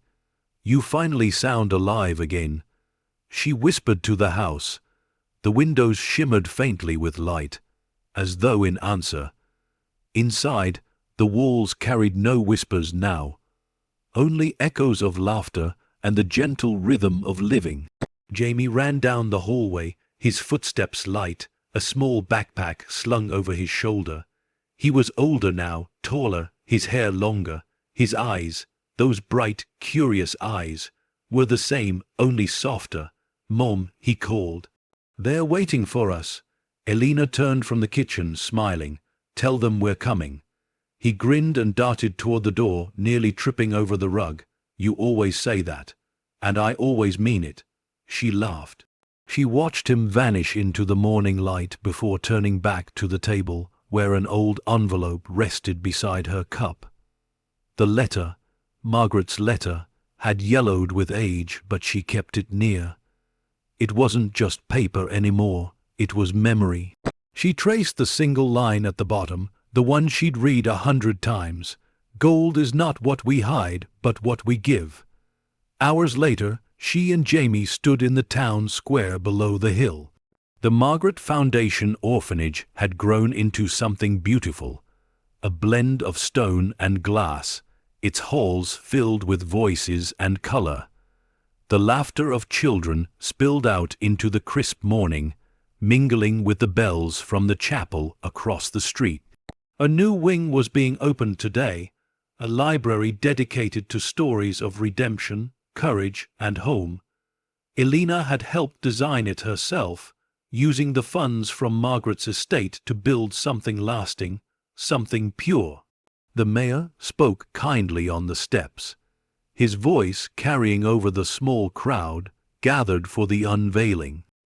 "And thanks to the generosity of Mrs. Harper and the late Margaret Blackridge, we are reminded that the past can only haunt us if we refuse to heal it. This building, this entire project, is a testament to forgiveness and to the belief that no legacy is beyond redemption." Applause rippled through the crowd. Elena smiled softly but stayed quiet, her hands clasped in front of her. Jamie leaned against her side, whispering, "She'd like this, wouldn't she?" Elena nodded, her voice catching. "She'd love it." And for a moment, as the wind moved through the square, she swore she could smell lavender again. That night, back at the mansion, the sky burned with color. The sun sank low behind the trees, and the clouds turned to gold. The entire house seemed to glow with it. The windows, the walls, even the garden stones, each catching a piece of the fading light. Elena stood by the balcony, the air warm against her face. The sunset's reflection painted the mansion's surface in gold, just like it had the night she'd first arrived. But now the gold didn't shimmer with greed, it shimmered with life, gold of the heart. She whispered, repeating the phrase Margaret had once written in her journal. "Not the kind you steal or bury, the kind you earn by letting go. Jamie appeared beside her, barefoot, his hair tousled from play. Mom, she looked down at him, smiling. Do you ever miss it? The treasure. Her gaze lingered on the horizon, where the sky melted into molten light. No, she said softly, because I finally know what it really was. He tilted his head. What? She crouched beside him, brushing a curl from his forehead. The treasure was never the gold, Jamie, it was her. The courage she left behind, the love she didn't get to spend. He thought about that for a moment, his little brow furrowed. So, we're rich, Elena laughed quietly. Richer than we'll ever need to be. The boy smiled, satisfied with that answer, and leaned his head against her arm.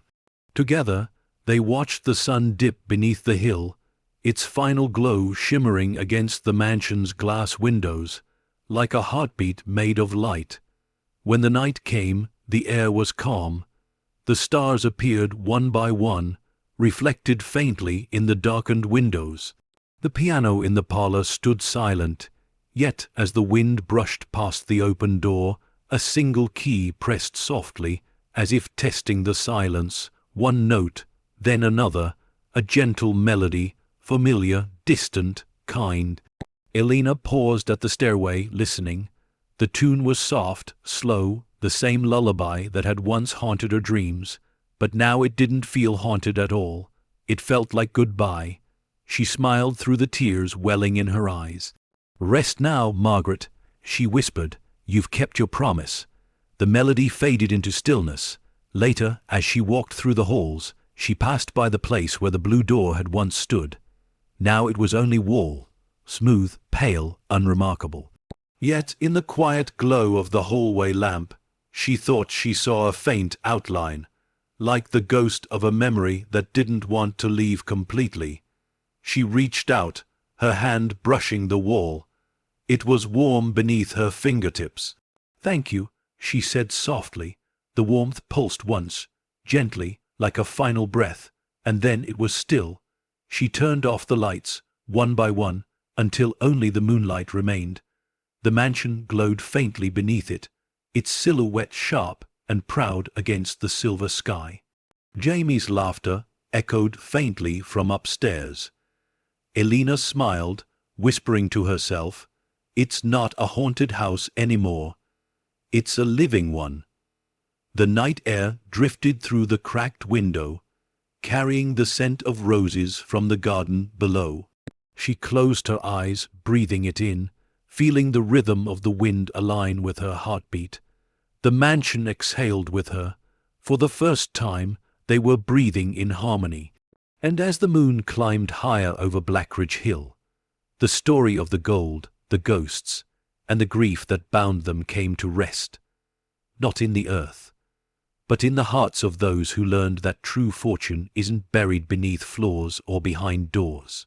It's found in the courage to forgive, the strength to rebuild, and the love that outlives even death. Morning rose over Blackridge Hill with the tenderness of a promise kept. The mist that had once clung to the valley was gone, replaced by a thin veil of gold sunlight that bathed the world in warmth. Every window of the mansion caught the light, scattering it across the walls like liquid fire. Elena Harper stood barefoot in the hallway, coffee cup in hand, watching the glow drift across the floorboards. For a moment she just breathed, deep, full, unafraid. Each breath tasted of pine and peace. The mansion, once a breathing tomb, now hummed softly with life. The wooden beams creaked like contented sighs. The windows blinked with morning dew.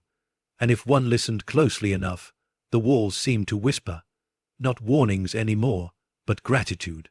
You stayed. Elena smiled faintly, her eyes glistening. Yes, she whispered back, I stayed. Downstairs, Jamie was at the piano. The same piano that had once played by itself in the dead of night now answered only to gentle, human hands. He wasn't a skilled player yet. His little fingers stumbled over keys, missing notes, starting over. But there was something beautiful in the imperfection. Elena leaned against the doorway, listening. The melody was simple, slow, hopeful. Did I play it right? He asked, turning toward her. She nodded. Perfectly. He grinned. It feels happy now. It is, she said softly. The house likes when you play. Jamie's eyes flicked toward the ceiling, as if he still believed the house could hear him. Maybe it could. Maybe it always had. By midday, the house was filled with voices. A small crowd had gathered. Neighbors, friends, workers, and a few townsfolk who had once crossed the street rather than look up at the looming mansion. They came bearing flowers, gifts, and kind words. The Blackridge estate bed and breakfast had finally opened. The first guests wandered the halls in awe, touching the polished banisters, admiring the framed photographs of the house's history. Some old, sepia-toned and haunted, looking, others new and full of light. One woman paused near the parlor doorway, her eyes soft. It feels different here, peaceful. Elena smiled, arranging flowers on the table. It should. It remembers kindness now. The woman touched the wall gently, her voice barely a whisper. Like it's alive. Elena's gaze lingered on her, then on the wall itself. It is, she said quietly, and it's finally free. That evening, after the guests had retired and the laughter had faded to gentle murmurs, Elena stepped out onto the balcony. The sky was painted in hues of violet and gold, the last light of day sinking beyond the tree line. The air was warm, the kind of warmth that comes not from weather but from healing. She looked down at the valley where the town lights flickered like stars below.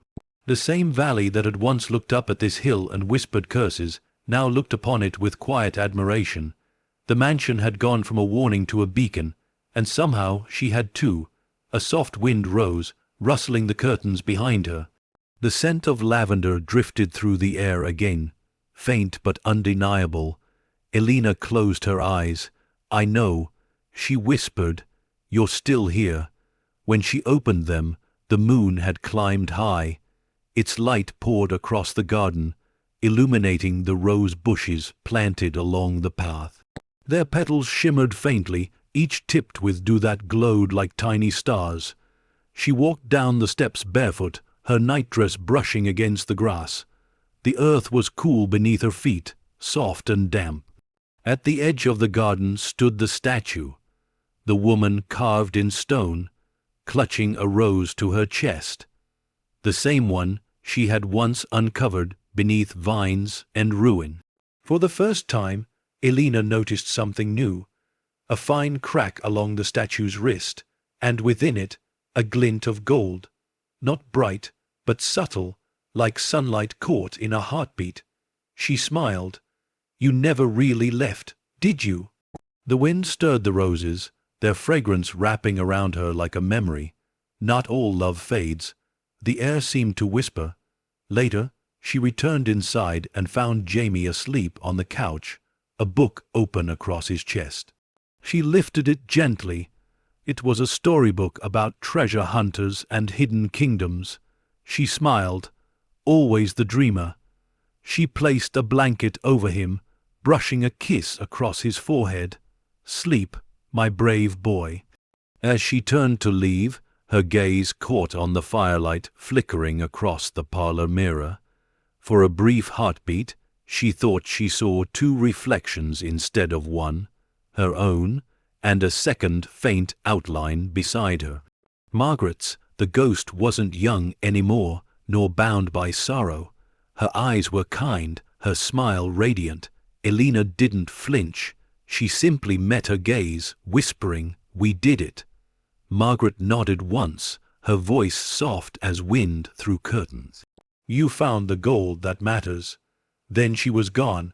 Outside, the wind picked up, swirling around the mansion in a gentle dance. The chimes on the porch began to ring, carrying a melody so faint and pure it felt like the echo of heaven. Elena stood in the doorway, eyes shining with tears she didn't wipe away. The sound wasn't haunting. It was a hymn, a song for endings, a song for beginnings. The next morning, sunlight flooded every corner of the house. Dust motes floated in golden beams like drifting stars. Jamie came running into her room, still in his pajamas. "Mom," he said breathlessly. The flowers bloomed, all of them overnight. she followed him out to the garden, laughing. The roses, white and gold, stood open in full bloom, shimmering in the morning light. The scent was heavenly. Jamie clapped his hands, grinning. See, she did it. Elena looked up at the sky, her voice barely a whisper. Yes, she did. As the day unfolded, visitors came and went, some curious, some reverent, all drawn to the strange peace that lingered around the estate. Word spread of the once haunted mansion that now healed people instead of frightening them. Writers, artists, and wanderers began to stay at the inn, each leaving with something lighter in their hearts than when they arrived. Elena never spoke of the gold, or the ghost, or the curse. But at night, when the moonlight touched the floorboards just right, she'd sometimes feel the faint warmth under her palm, the heartbeat of a story that would never truly end. That evening, as the sun melted into the horizon, Elena stood on the balcony once more. The valley below shimmered with golden light, and the mansion behind her breathed softly, alive and whole. Her voice carried on the wind, tender and sure. We were all searching for gold, and all along it was love. The piano played one last time. 3 quiet notes, perfectly spaced like a farewell. And as the music faded into the night, the camera of time pulled away, past the balcony, past the glowing windows, past the roses glimmering under starlight, until the mansion stood alone on the hill, not as a warning, but as a monument to what the living can heal when they dare to forgive the dead. And so the legend of Blackridge Mansion ended not in tragedy, but in light. The ghosts rested, the gold slept, and Elena Harper learned that the greatest treasures are not buried in earth, but in the hearts brave enough to love again.